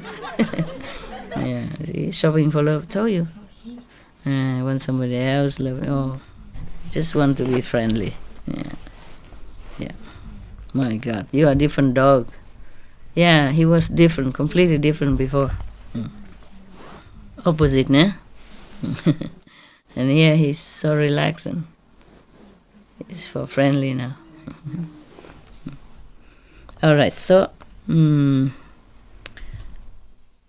so even though they went into the forest to hide away from the world and to detach themselves from all the worldly concern, but they are renowned now. They become renowned now, famous. Yeah. So, not only the world. Not only he's renowned in the world, but now a lot of the gods, you know, the chakra, the Lord of 33 gods, also heard of this holy family. Oh, now we are going to have trouble. Yeah, you're right. You're good. I love you so much. Okay. So when Sakra, the Lord of the gods, yeah, I know, heard of this holy family, he went to their dwelling place for the express purpose of testing them. Good of you behave, or else he come and test you also. Yeah, but I protect you from this God. Now you quiet, okay? No more noise, huh? Otherwise I have to ask you to go out. Understand now? You know that. Stay and calm. Meditate and listen, okay? Right. You don't need to always confirm. Huh? They understood. Yeah. And they believe me. Otherwise they wouldn't be here up to now. Yeah. So, seeing the Sakra God, seeing their disposition to meditation, their freedom from bad habits or cravings, and their remarkable calm, his high opinion of them increased. But thank God, thank you, making him all the more intent on testing them. He increased respect for them, but he's more intent on testing them. Oh, this God. Okay. 4. So it is that those who are free from desire, those who dwell in the depth of the forest, intent solely on calmness of mind, always cause reverence to arise in the hearts of the virtuous. All right, so invisible. Sakra watched while the serving girl gathered the lotus root, which were white as the tusk of a young elephant. She then washed them and divided them equally onto emerald green lotus leaves, decorating each leaf with flower petals and pollen. Oh, what a lovely girl. He watched as she announced the meal to the holy ascetics by knocking together 2 pieces of wood, and watched as she withdrew. At that very moment, Chakra caused the first share to vanish from the lotus leaf. For when trouble arises, he thought, for when trouble arises and satisfaction disappears, the constancy of the virtues is best measure. Meaning when you are in need, when you're short of basic things, then people will know whether you're really virtuous or not and how deep is your virtue. Yeah. So he want to measure it in this situation. Already don't have anything, just some lotus root, and still have to come and make trouble like that. When the Bodhisattva saw that the roots were missing from his leaves, his leaf were the position for him, their decoration of petals and pollen disturbed, he thought to himself, someone has taken my share of food, the biggest brother. Yeah. But feeling neither anger nor agitation.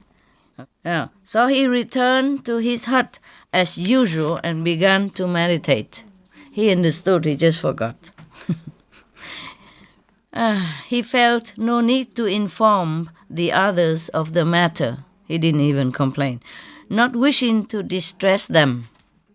And they, of course, believing that he had eaten his share, took their portions as usual and ate them alone in their hut, after which they returned to meditation. Okay. In the same manner, Chakra concealed the Bodhisattva's portion on the second day, again, the third, the fourth, the fifth. But the effect was always the same. The great being remained calm and completely untroubled. But that's easy, just food, Oh, my chakra here, they have different strategies. Not just food. Food is easy, They do different things, through the dogs or through their all kind of things, or excuses every day. So if you don't believe in chakra exists, I can confirm it to you, he does. And he does try to make trouble, that's for sure. So the result always the same, yeah? In the same manner, Chakra concealed, okay. The great being remained calm and completely untroubled. Indeed, to the virtues, it is agitation of mind and not extinction of life that is the true death. If you die, it's not as bad as when you are agitated, you are vexed, or you are, trouble in the mind. Okay. Therefore, the virtues remain forever undisturbed, even when in mortal danger.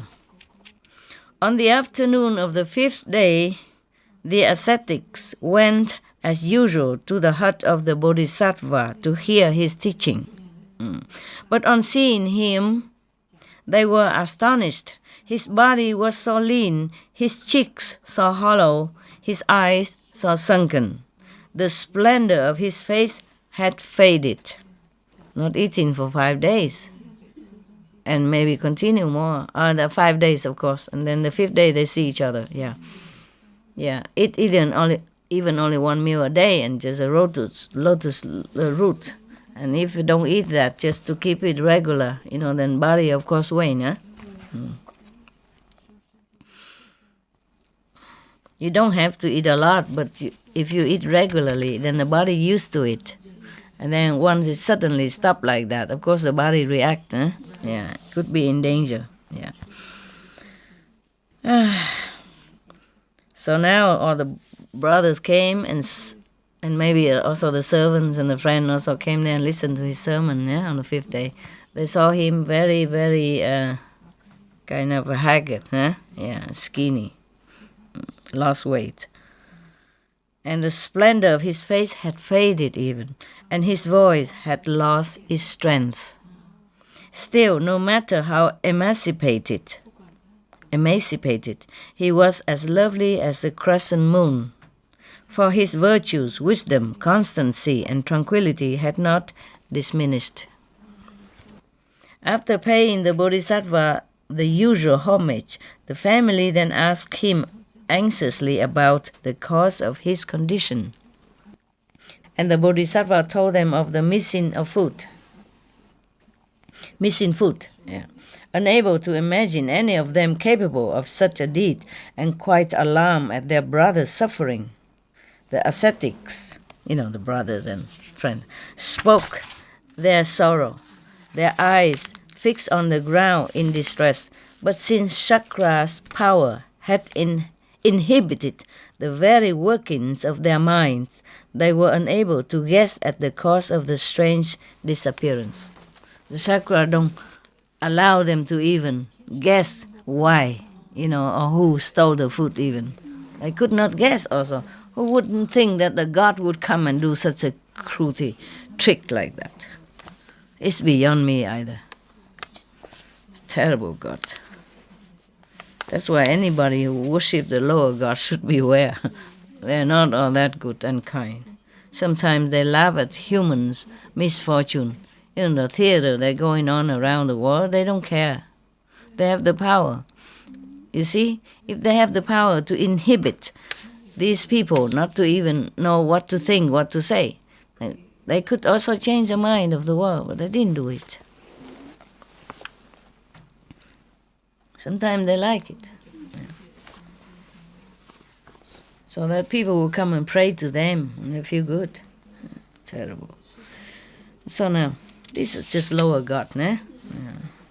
High, but high astral, not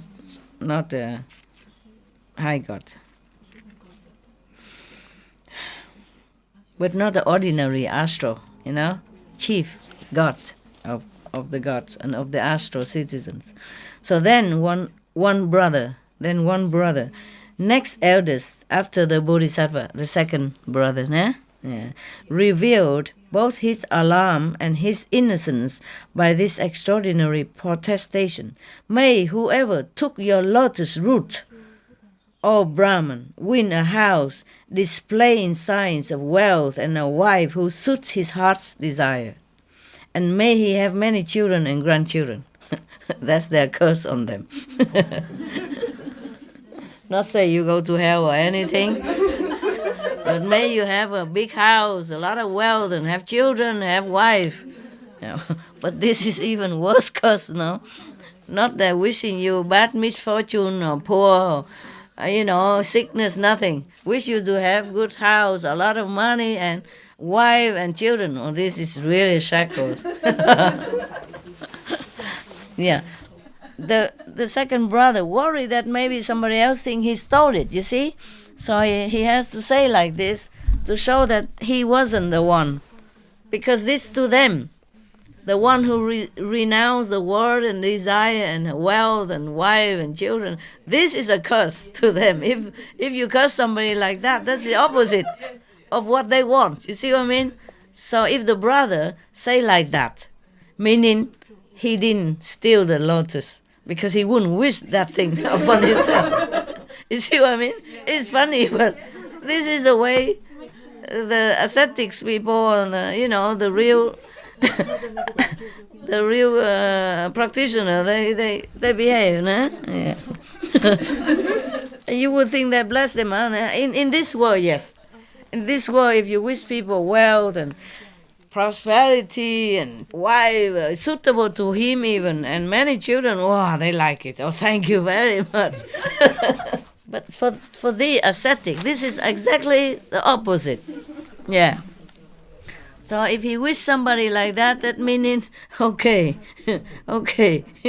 have your punishment as you wish, because you did a bad thing to my brother, Yeah, so, okay, and then the third brother also say, to prove his innocence, because he couldn't curse upon himself like that, meaning if he say like that, if he did steal, he wouldn't dare to say, whoever steal it, will have a wealth and family and wife and I. So the third brother say, may whoever took your lotus root became a wealthy householder with a large family.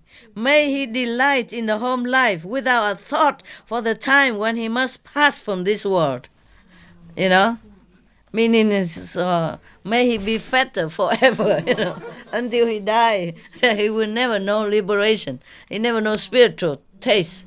That's what it is. But in this world, it sounds like a blessing. No, to them it's a curse. Yeah. So the fourth brother said, may the greedy person, they all want to prove that they didn't do it, May the greedy person who took your lotus root rule over the entire earth. Or even worse.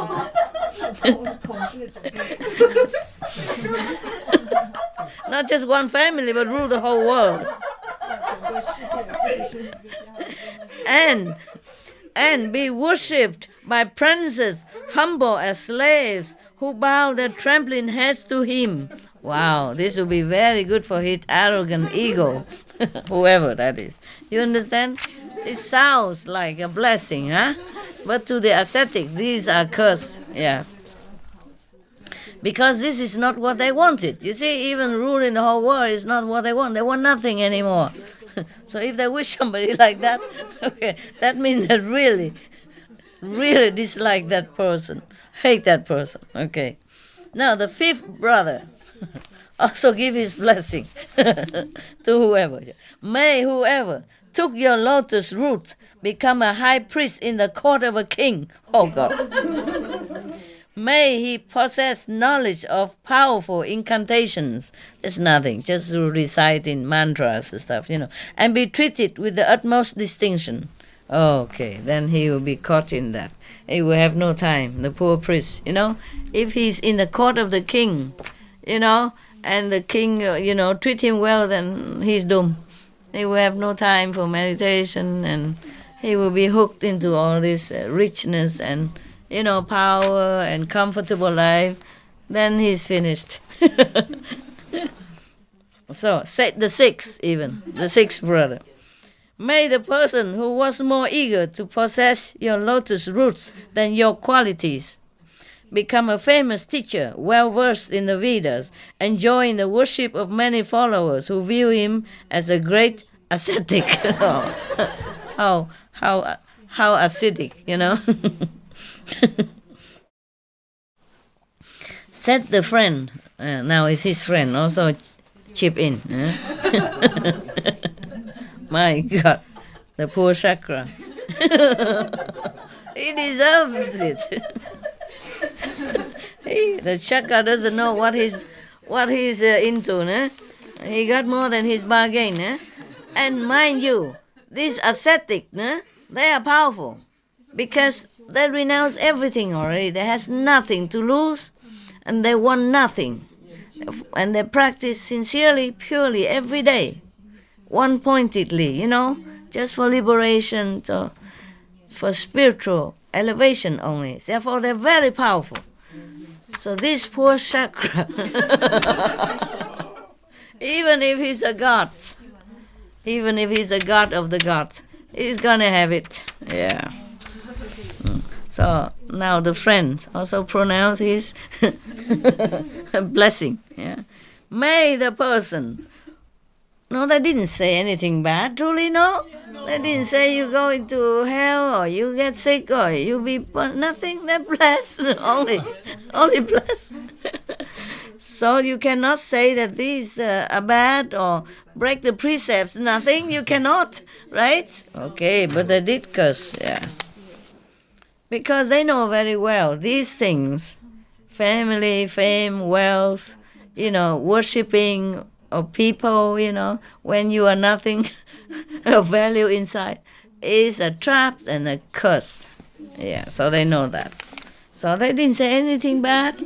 No, all blessing. Said the friend now. May the person who could not subdue his craving for your lotus root be given a fine village by the king, a village filled with prosperous folk who have large stores of corn, wood, and water, and may he die without ever subduing his desires. That means he will reincarnate again. Because he still has the desire. He's going to come back to eat all this corn and rice and drink the water. Yeah. So if you die without subduing your desire, then you have to be reborn again. My God. The friend is more wicked than the rest. More deep. All right. Now the manservant also want to share his blessing to the whoever. Oh man, the Shaka God. Because once he's married, right now he got all this. Yeah. Said the manservant now. May the one who destroy his own interests for the sake of those Lotus Root become the head of a village. May he have numerous friends. Oh God, then he has no time for anything. And be entertained by many women. Oh, then he even have less time. Dancing and singing. And may he never be harmed by the king. That means the king even spoiled him. And then he's doomed. He's done for. Okay. Said the sister. Now the sister. May whoever took your lotus root become a woman of exceptional beauty, with figure and form unmatched in this world. You know, right? Beautiful, then you'll be captured anytime, all the time. May a king take her for his wife, you see that? And place her at the head of his harem of 1,000. Yeah. What good life can that be? You have 999 women hate you day and night because you're the chief wife of the king. You think being a queen is good? All the concubines hate you, plot to poison you, plot to kill your, prince, your throne inherited prince. Yeah. They poison you anytime they can, you see? Except they fear of persecution, otherwise they would. Yeah, everybody wants to be the king wife and see the chief wife, and around 999 the king don't have time for. At least half of it he didn't have time for. They will hate her. Yeah. So people like to be queen and all that. Oh my God, they're just collector of curses. Yeah, it's terrible. Yeah. Unless you really try to weather it, be really a good king or good queen. But if you are queen, a wife of a king, then oh my God, there's a lot of jealousy going around. How you live in that atmosphere, cutting edge, and I don't know. Yeah. That's why many queens you from a life, get poisoned, get kicked out, die, or being accused of this and that wrongly, and the king also kick her out or punish or kill. Okay, so you know already. His harem of 1,000, okay. Said the maidservant now. The maidservant also has some blessing to give. Yeah. May the one who set her heart on gaining those lotus roots rather than on gaining the Dharma take great delight in eating sweet meats alone and in the dark. May she disregard all virtuous things and rejoice whenever she is presented with a dainty dish. So that means the chakra will never see the spiritual light until he live out all this, many hundreds of lifetime. Yeah, until all the karma wear out. So she think he can just harass people and get away with it. I think he will not, even as a god. Bad intention, coming out and disturb people who has nothing to do with him. Nobody invite him, nobody disturb him. What for he come down and say torture people in different way like that? But this is already a very humane way he did. Yeah, through many other stories how he killed the Buddha and really torture him, not just kill, not just take the food away. Okay, now 3 creatures of the forest had also come near to hear the sermon. A yaksha, one of the demons, an elephant, and a monkey. Okay. Because when the Bodhisattva or any saintly person preach, many creatures also come and listen. Yeah, sometimes the angels and the devas from heaven as well. Depends on how powerful that Bodhisattva or that saint is. Yeah. We heard that in the Chinese legend that one master, Zen master, when he preached, all the stones, not the head, Well, what is familiar? I have many stones and not the head all the time in my group.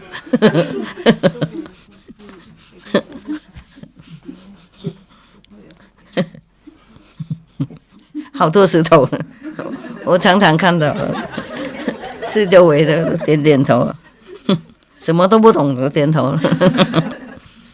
Okay. Overhearing the conversation, they were overcome with dismay and confusion. So the yaksha avowed his innocence with this solemn protestation. Even the yaksha is a demon, also come and protest. He worried that they might think he is the one who stole the lotus. So he also gives the blessing to whoever. May whoever fail you for the sake of those lotus roots be in charge of a great monastery. May he be responsible for all the repairs of the town of Kankagala, or wherever that is, and he be obliged to construct one window every day. Wow. And the elephant, also innocent, he has to prove it. Yeah. Said the elephant, Most excellent Muni, meaning he called the Bodhisattva, the biggest brother, he revere him, call him Muni.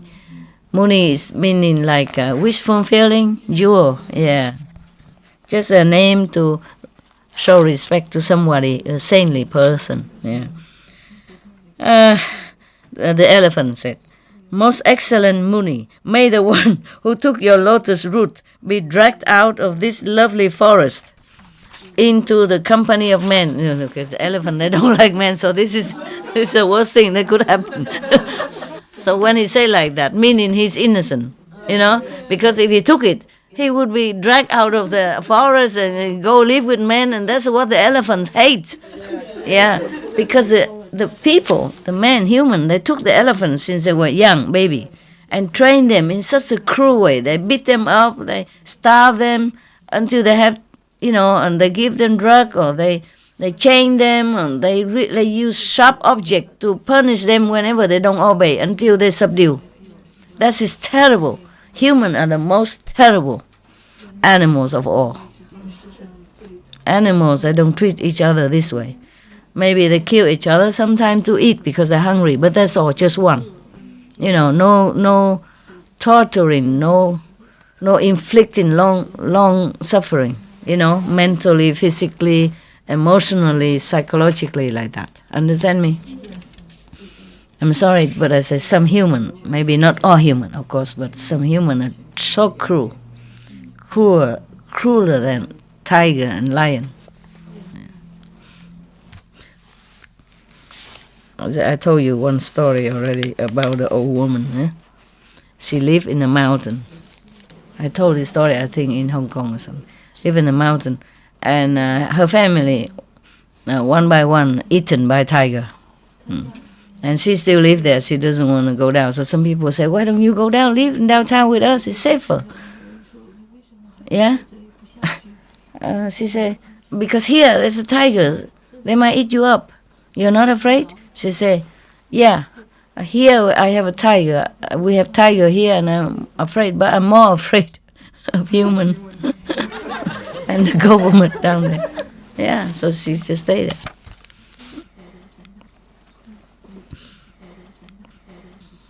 She says she was more afraid of the government down there. The government also belongs to human race, no? Okay. The elephant continue, May he be fettered with 600 solid chains. It's all what the elephant afraid of, and suffer degrading pain from the goat of his driver. Elephant, when somebody drive him, right on top of elephant, they always beat him up. Sometimes with sharp stuff, axe and all that, just to add him on. Terrible. Just to train train the elephants. At tender age, my God, such a baby elephant. They make him kneel, they make him do this, do that, and if they don't do it, they pinch them. And, oh, terrible. I saw it on documentary.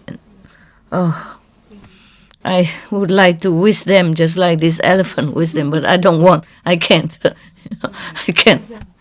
I can't. So the elephant is not polite, not wishing them with family, because he doesn't care. He doesn't know anything about that, so he wish whatever he's afraid most to whoever. So that means he's innocent. He didn't steal the lotus root. So the monkey also have something. May whoever, now the monkey said, may whoever was moved by greed to take your lotus root, wear a gallon of cheap flowers and a tight tin collar around his neck. That is all the monkey doesn't like, a tight thing around his neck.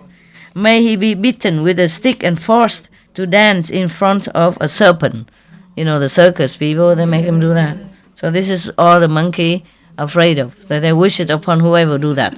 That means he just want to prove he's innocent also. May he spend his days in the houses of men. Oh, that's what the monkey hates, All the animals don't like us. They're afraid of us up to this extent.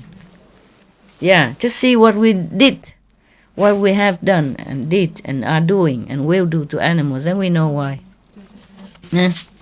We always say animals, ferocious, wicked, I say fierce, but how about us? How about human? What makes us have the right to say that about animals when we are even worse? Many of us are worse. I wish the human would wake up and think about it. Okay, so then, with persuasive and kind words, the Bodhisattva showed the depth of his dispassionate nature. So he spoke. May the one who falsely said they have disappeared, though he had them, win every pleasure of the world he has ever longed for and die a householder. That means what they don't like, And may the same fate befall any who suspect another of such an action even. Yeah. Such extraordinary protestations demonstrating their abhorrence of all worldly pleasures. In all this is mean they don't like anything in the world, Yeah. Greatly astonished Shakra, because everybody in this world wish everything like this, but this is the one they protest, they don't like. So Shakra was surprised. Oh God, I am surprised as him, as the God. Being a God, he should know who is who, no? If he has no discrimination between good one and bad one, I don't know why he's sitting up there. Doing what? With all the privilege, honor, pleasure granted to him like that, he should be a better person. We mortal humans, maybe we ignorant. We don't have, third eye to look all over the planet to see what is who, yeah? He has a heaven eye, and he only knows into other people's business. It's not his doing, it's not his business. And he knows into good people. Why don't we go and take care of the bad people instead? Test them, harass them, and make them wake up. To become a better person. If he can do all these tricks, why doesn't he come and help the world using his magical power to change the bad into the good? By doing tricks like this. If he's allowed to do that. Because masters not allowed to. Understand? Must play fair. Cannot use magical power to change people. Yeah? Have to change them with reason. And inside helping them, but not outwardly using magic or anything like that. To change people, to attract people. You understand? But if he is allowed to do this, why don't we go and do it to criminals and change their mind? Make them feel awe and afraid and fear God and change into a better person, I ask you. Yes. Would you do that if you were him, Yes. If you're allowed to do that, would you go and change the bad people into the good? No? Yes. Would you? Yes. Yes. But this God have nothing to do, enjoy all the pleasure and privilege, had nothing better to do but go and, painting the person who already left everything behind and who just want to find themselves and to be liberated, to be enlightened. All right, okay, so the Sakra were greatly astonished. Yeah, and everybody think the gods knows everything. Yeah? Even the lower gods, they have magical power. They have eyes, they can see the whole world everywhere. How can they not know? Huh? I mean, it's okay to punish somebody bad or doing something wrong, huh? Karma or something. Nothing. People already left everything behind. Go eat just some lotus root once a day and still come and doing that. Yeah, being a god, don't even know, and surprised at such a noble attitude from these saintly people. Yeah, okay. We, the human being, we are helpless. Yeah? We don't have any power. We can't fly. We can't hide ourselves. We can't do any tricks. We can't do anything. But a God who has so much power, just going around and messing people up, the people who are saintly, who are sincere and who are pure like that, is worthy of being scolded and cursed like what I did. I'm not sorry at all. And that's very mild already. If I'm not a practitioner, I will give him more than that. Yeah, okay? I just have to mince my words as your master. I have to make, gentle example. So lucky for you.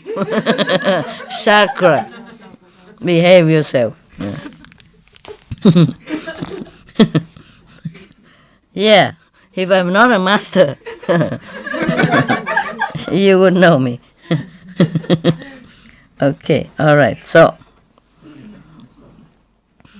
now the Lord of the gods, Sakra, taking on his own brilliant shape, approached the ascetics and said, now he's not hiding somewhere and doing things like lowly thief. He appeared in all splendor, real brilliant form, and then said, as if with resentment even.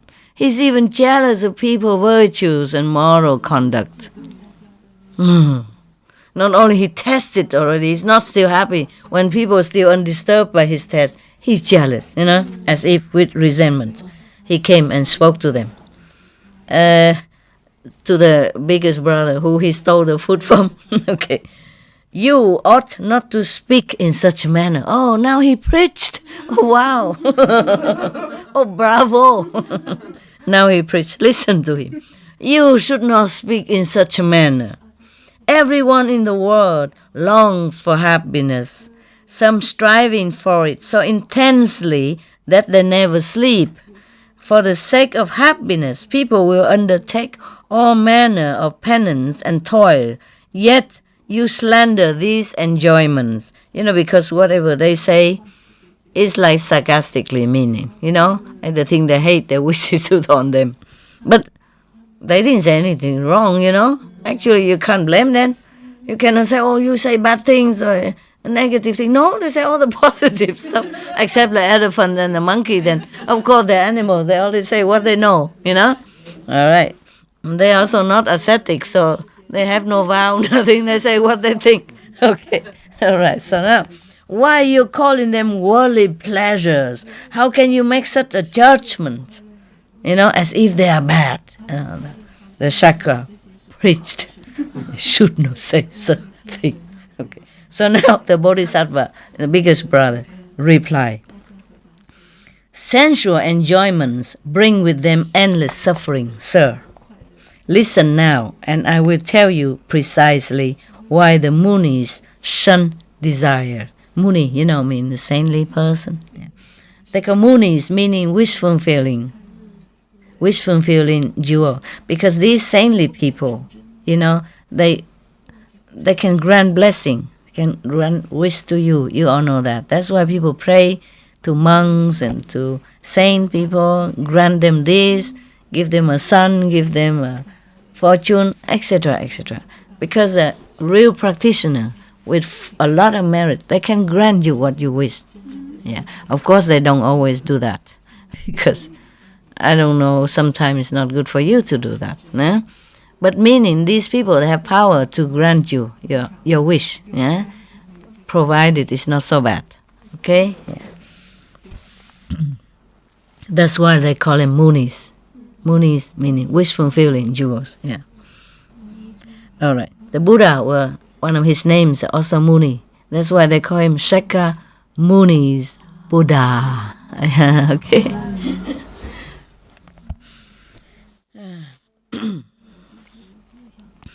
Now, okay, the Bodhisattva reply. Bodhisattva, because they know this is a reincarnation of the Buddha, so they also call him a great being or the Bodhisattva, okay? Reverence. So he replied, sensual enjoyments bring with them endless suffering, sir. Listen now, and I will tell you precisely why the Munis shun desire.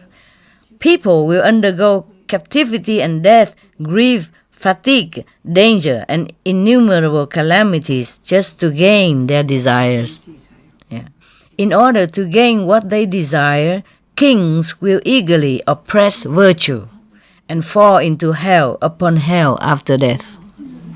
Yeah, this is a problem. It's true, right? Yeah. The higher the position, the more risk you take of going nearer to hell. Because when you have power, it's difficult not to use it. Yeah.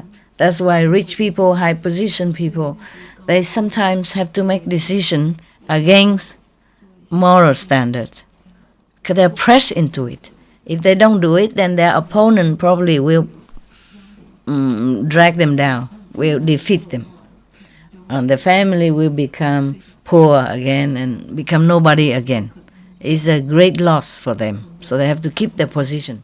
In order to keep their position, sometimes they have to resort to doing tricks and stuff that is against even their will and their moral judgment. They had to do it to keep what they have.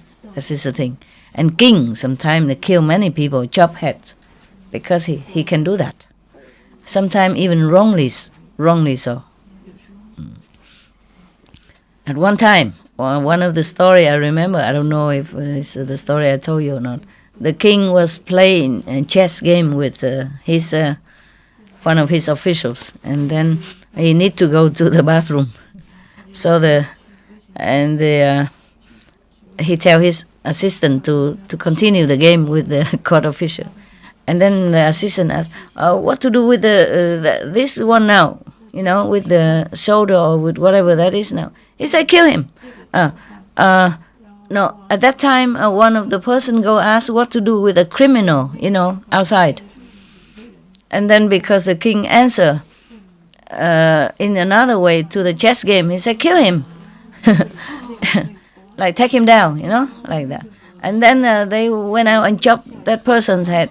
Later he came back and said, oh yeah, what happened to the criminal? Where is he now? He said, we already chopped his head. You told us to kill him. Without any judgment, without any consideration or review his case, nothing yet. You see, if you're not a king, that wouldn't happen. Yes. Yeah? If for example, I play a game and if somebody go ask me what to do with your brother, sister outside, if I even say kill him on the chest, you wouldn't go and kill your brother and sister because you know I won't do that, right? And you know we couldn't kill anybody anyway. We are just nobody, and we kill nobody, right? We are nobody and we kill nobody anyway, no matter what, right? So it won't happen just because he's a king. And that kind of law always chop people's head if somebody do something wrong, you see? Accordingly. So it's become like that, chop head, just like that. And later found out somehow that person is not guilty. It's too late, no? Okay. So that's the king stuff, no? I remember one of the king also, somebody tried to harm some of the brothers, no? 33 brothers, and he put some knife inside their rods, and he told the king that these brothers aim to kill him, usurp his throne. So they put knives in the rod, and the king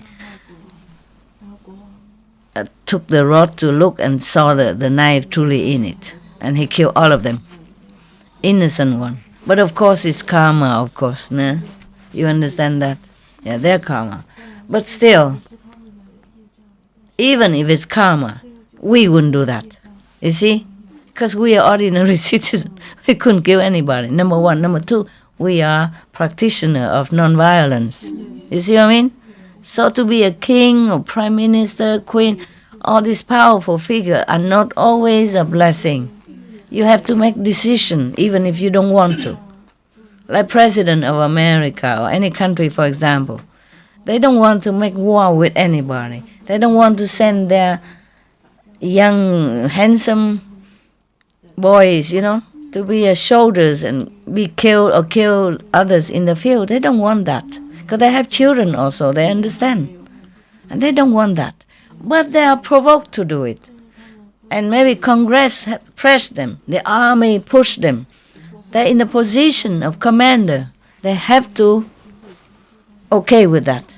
And they have to send people out. And the big karma upon them, the one who command, not on the soldiers.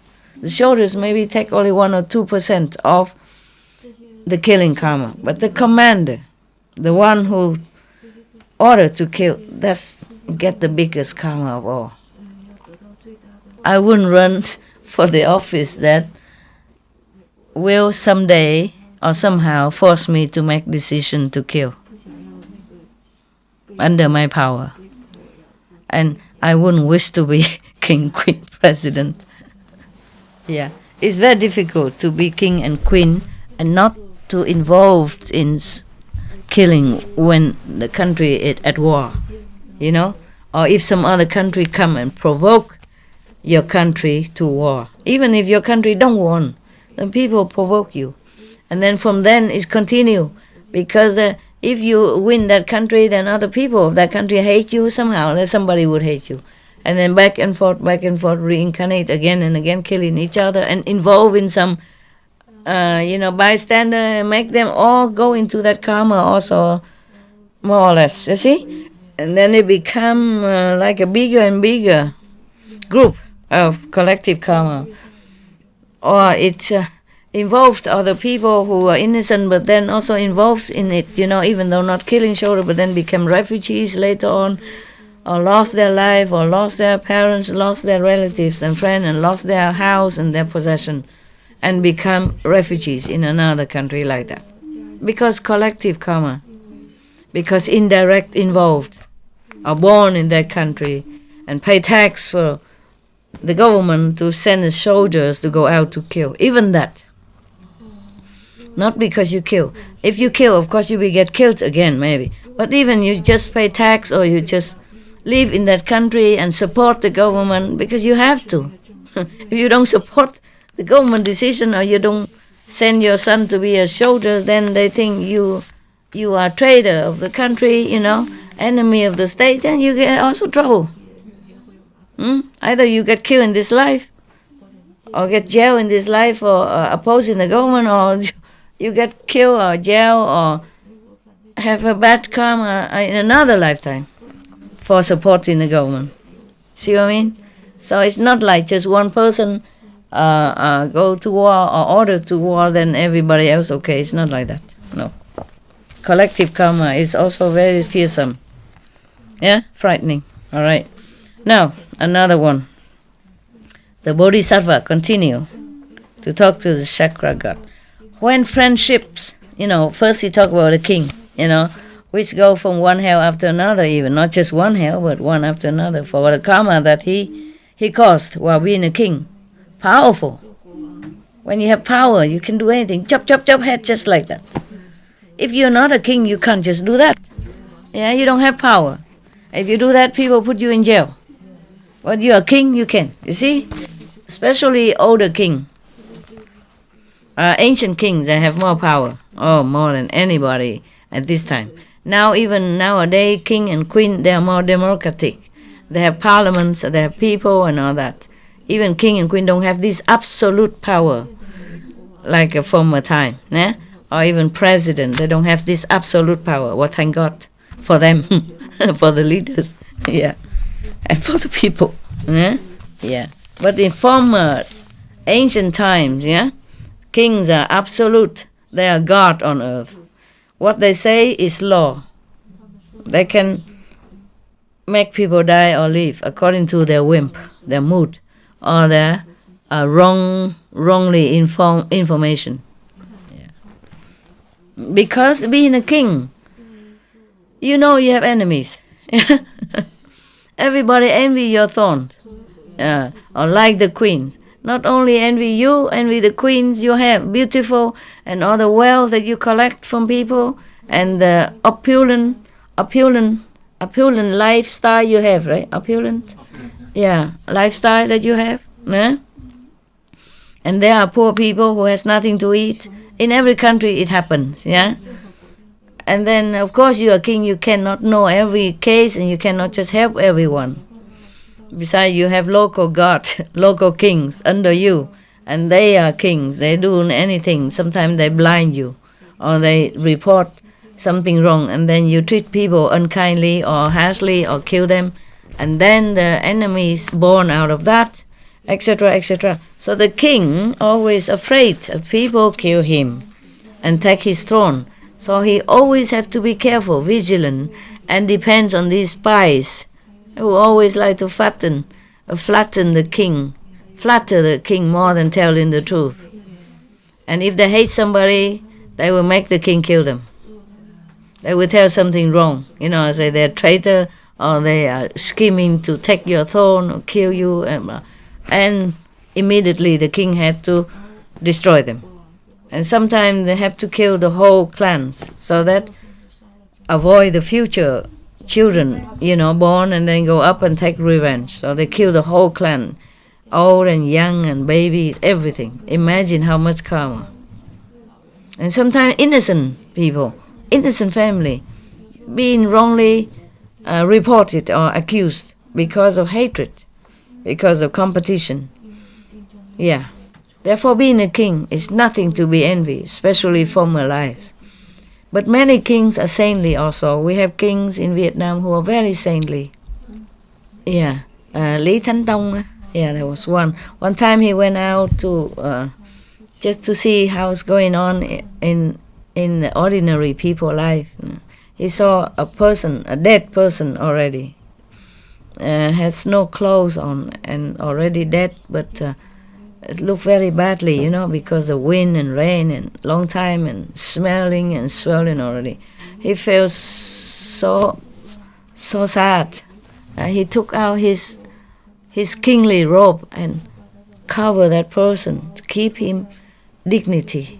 Because in Vietnam we believe that even a person die, you still have soul, That's why they bury them and pray to them.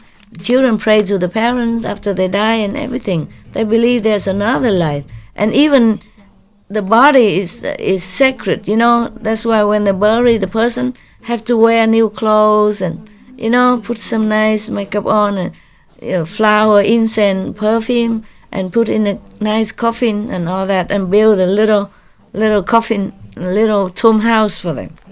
Yeah.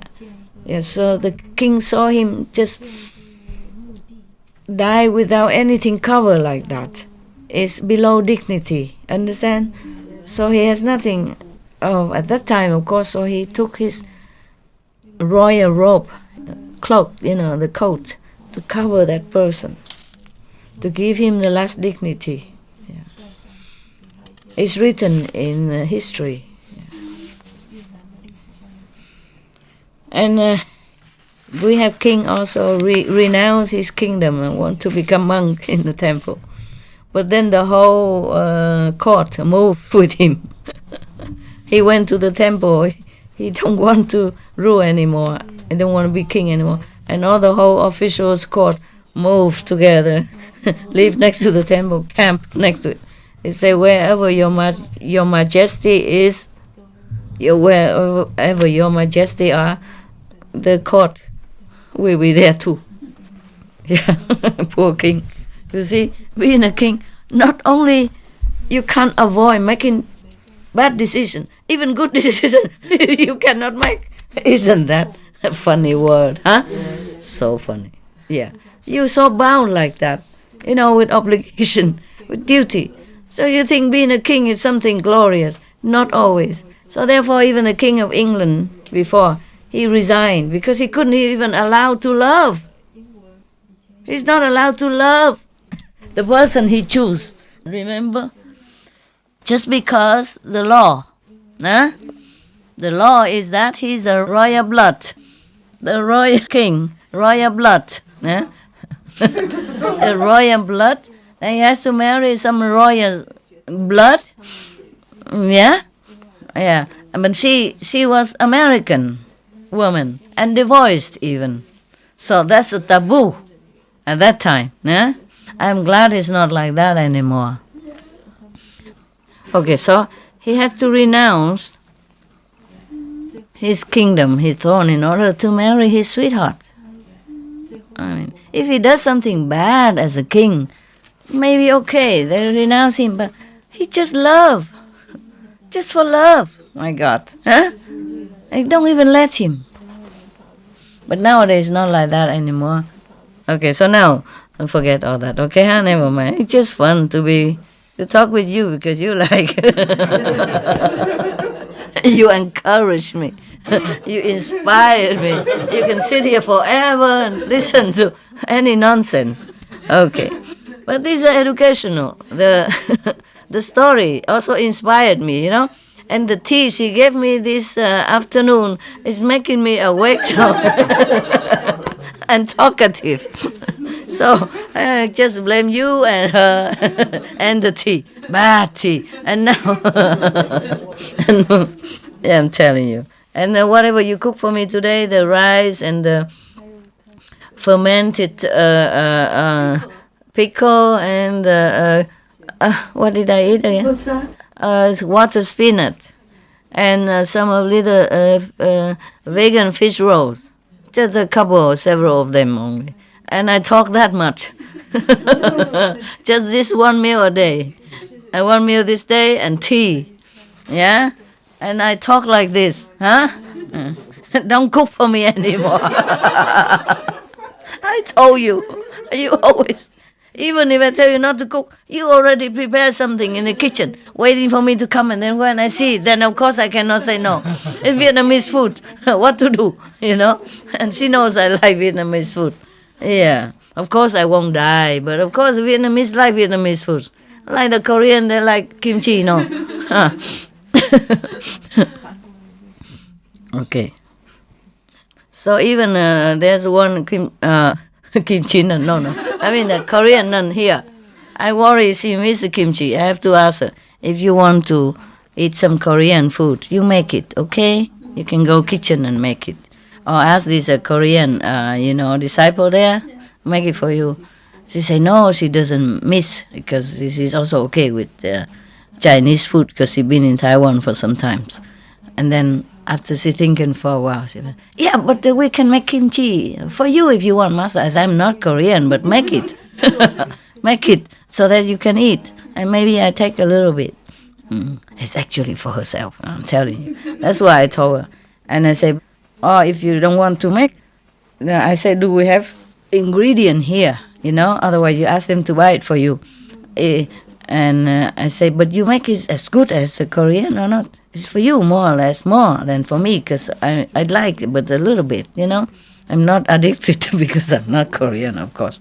And she said, yeah, if we have it sent from Korea, then it is more top. I said, okay, then let it send from Korea. You see, don't miss the Korean kimchi, but like it. I said, never mind, whatever you like, you can have it. Because I know, you grow up with it, with kimchi. And how would you not miss kimchi? I mean, anything else maybe not, but like Korean food, when I was there, is not much either, So it's not much that you can miss. But the kimchi, kimchi is too deep not to miss, When I was in Korea, all I see was ginseng. Of course, there's some rice and a little sesame on it. I don't have to exaggerate. And sometimes I don't remember anything else. I just remember deep in my memory, just ginseng. Ginseng sauté, ginseng soup, ginseng congee, ginseng salad. Yeah. Of course, I sprinkle some of the lotus root in it just to make a variety. And then a ginseng dessert, ginseng cake, and then a ginseng candies all over on my. In case I need some snacks, the ginseng candy is always ready. And they were strong, these Korean people. Ginseng, ooh, even old woman, if they hold your hand and they don't let you go, then you can't go. It's like the police, what you call it, shackle, handcuff. Yeah, so strong. I never forget.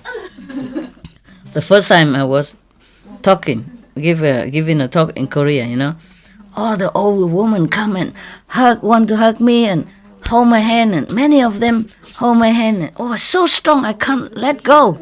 And the Hufa has to come and take one finger out at a time. Remove one finger at a time.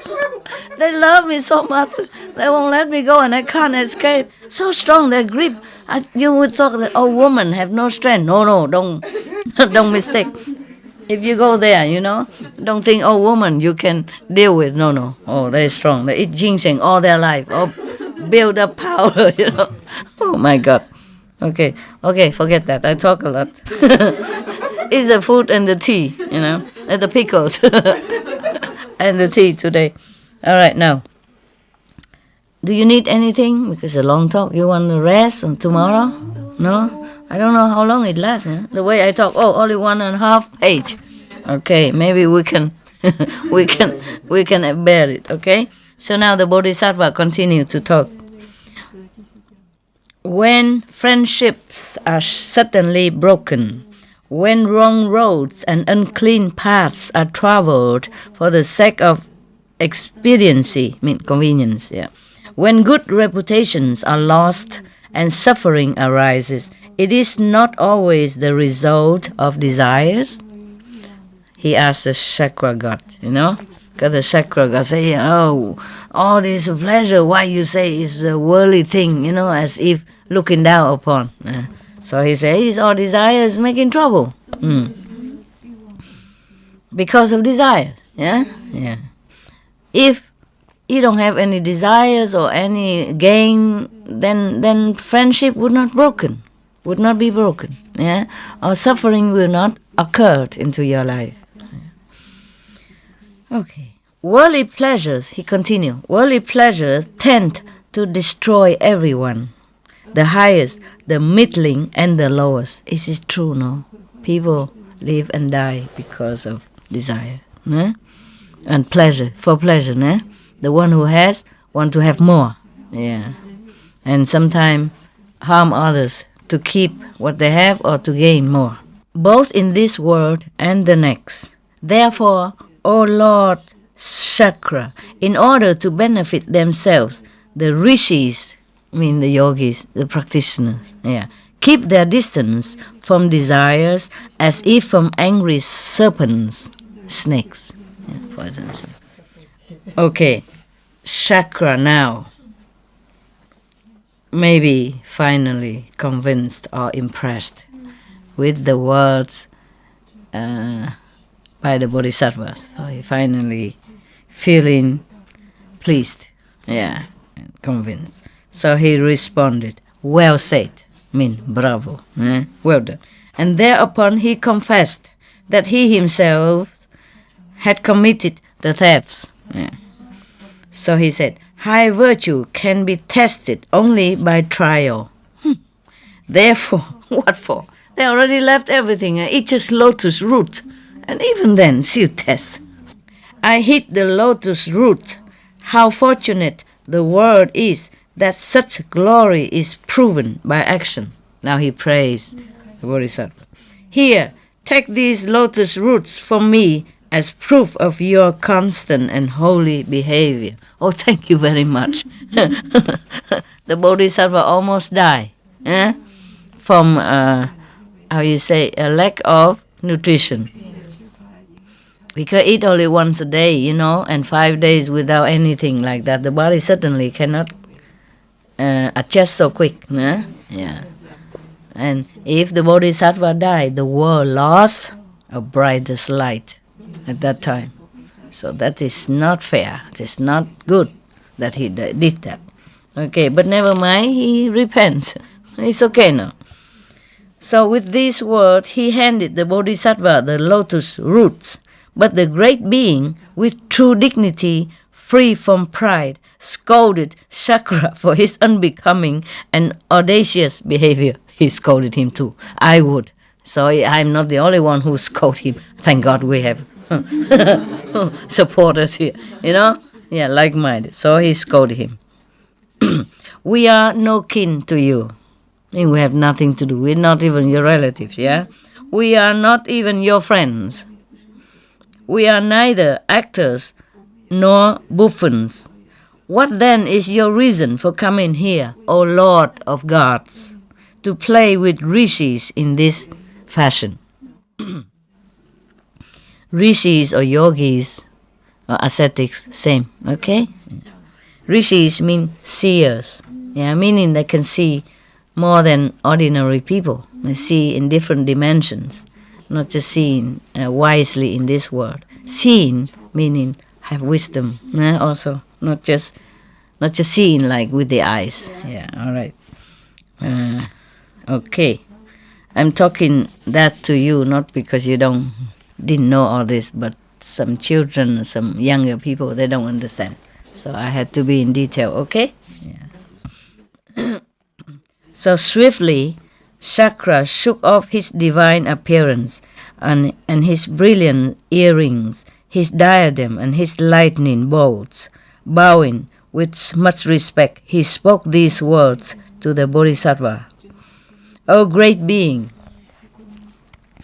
you who are free from all selfishness, please forgive my thoughtless actions as would a father or a teacher. Now he humbled himself, yes. It is not unusual for those whose eyes of wisdom are closed to offend against others. Now he also humble, saying his wisdom eye is not open. Then just go open it, my God. Find some way, find someone who can open it for you. If you go blindly like that, of course, you do wrong thing. Yeah. So he said it's not unusual, it's normal for ignoramus like him to do things against others, even their equals also. I mean, they fight against each other also. Against gods, these small gods. Please pardon my offense, and pray do not close your heart to me. Sure. I beg for mercy also. See, don't curse him. Bless him, Yeah, they all bless him already. What else does he want? All the things that he thinks is good, then they blessed him with that. So, having thus appeased the Bodhisattva, Chakra vanished on the spot. This is a comment from the author or whoever related, copied this story. From this story, one can see how those who have learned to appreciate the happiness of solitude are adverse to worldly pleasures. They will turn from them as one turns from a disgrace or harm. This Jakarta was explained by the Bhagavat, meaning by the Buddha. Bhagavat is also one of the titles, respected title for the Buddha. Okay? Bhagavat means God, divine. Okay, yeah. Jakarta means the story. Yeah, Jataka means this story was explained by the Bhagavat. Yeah. Okay. Thus, he talked more now. The Bodhisattva, the biggest brother, say, I was the eldest brother of that time. Yeah, the Buddha incarnation. Sariputra, Maudalayana, Kashyapa, Pona, Aniruddha, and Ananda were the other brothers. Of course, yeah. No wonder, yeah. At Palavana was the sister. They all become monks now. I mean, at that time when the Buddha became Buddha again. Yeah. So Utpalavana was a sister, probably one of the nuns. Okay. And Kupgatara was the maid servant. Yeah, it's all his disciple, or his close disciples now. Kitra, the householder, was the male servant. You see, one of his lay disciples was the male servant at that time. Yeah. Satagiri is the yaksha, the demons. Yeah. And Pariliya was the elephant. Madhudata was the monkey. His disciple. Kalodayin, the chakra of that time. Bear this Jataka well in mind. I mean, remember this story well. To learn from it. Lovely story. Even I read it again, I still love it so much. Well, thank you, the Buddha, Ananda, Reverend Ananda, and all the ones who caused this story to be alive. Yeah, it's for us. Well, thank you for listening. Yeah, you're welcome. I also enjoy, as much as you do, scolding the God. And reminding you, above all, you and, all your brother and sister outside, that we should treasure virtues above all. And we should try to adhere to spiritual practice more than anything else on earth, because that is the lasting treasure, the lasting thing that we could keep. Nothing else in this world we will be able to keep. Nothing. Not even this body we call mind body. Yeah? Not even the brain, the mind, nothing. Yeah. Nothing is ours. Nothing we can keep. If anything you cannot keep, that's not yours, right? Borrow only. Even as I borrow this body to came to the world, you also borrow your body to come here or to play your part here on this stage of the world. Okay, remember all that and practice well. Keep your precepts. Yeah. Okay, huh? Keep your precept practice. Yeah. And thanks all the saints, past, present, and future, for your fortune to have teaching, to have enough wisdom to understand it. Because not everybody understands it, even though it's spoken in plain language. Yeah? Simple language. Okay then, huh? Yeah. Okay. I have to go preach to my dog now. They don't eat too much. They don't eat sweet. Okay. Thank you, Master. Thank you, Master. Welcome. See you. Okay? See you. See you around. Oh, what are you doing? Look at him. He's playing with a fork. Come and have a look so cute. Come and have a look so cute. Oh, look at him. He's smiling. He listened to the Dharma laying down. So cute. Yeah. You're not supposed to. You're supposed to sit up, read the Dharma, listen to the Dharma, put incense and flower and all that. But you're a dog, so the Buddha forgive you. Huh? You beautiful, you are. Love you, such a love you are. Love you are. You're posing the camera, huh? Okay, good model. Good. Sự sợ là cái Okay, đấy là khăn là cái sợ là cái look now. Okay. Going back tomorrow. Okay. Thank you. Have a good trip. And some for you. Yeah. Put in here, I guess. Anybody else go tomorrow? No. I don't have a lot for Singapore. Mix it at home, okay? Huh? Oh, you're going already, huh? Okay. Have a good trip. Thanks for helping. Okay.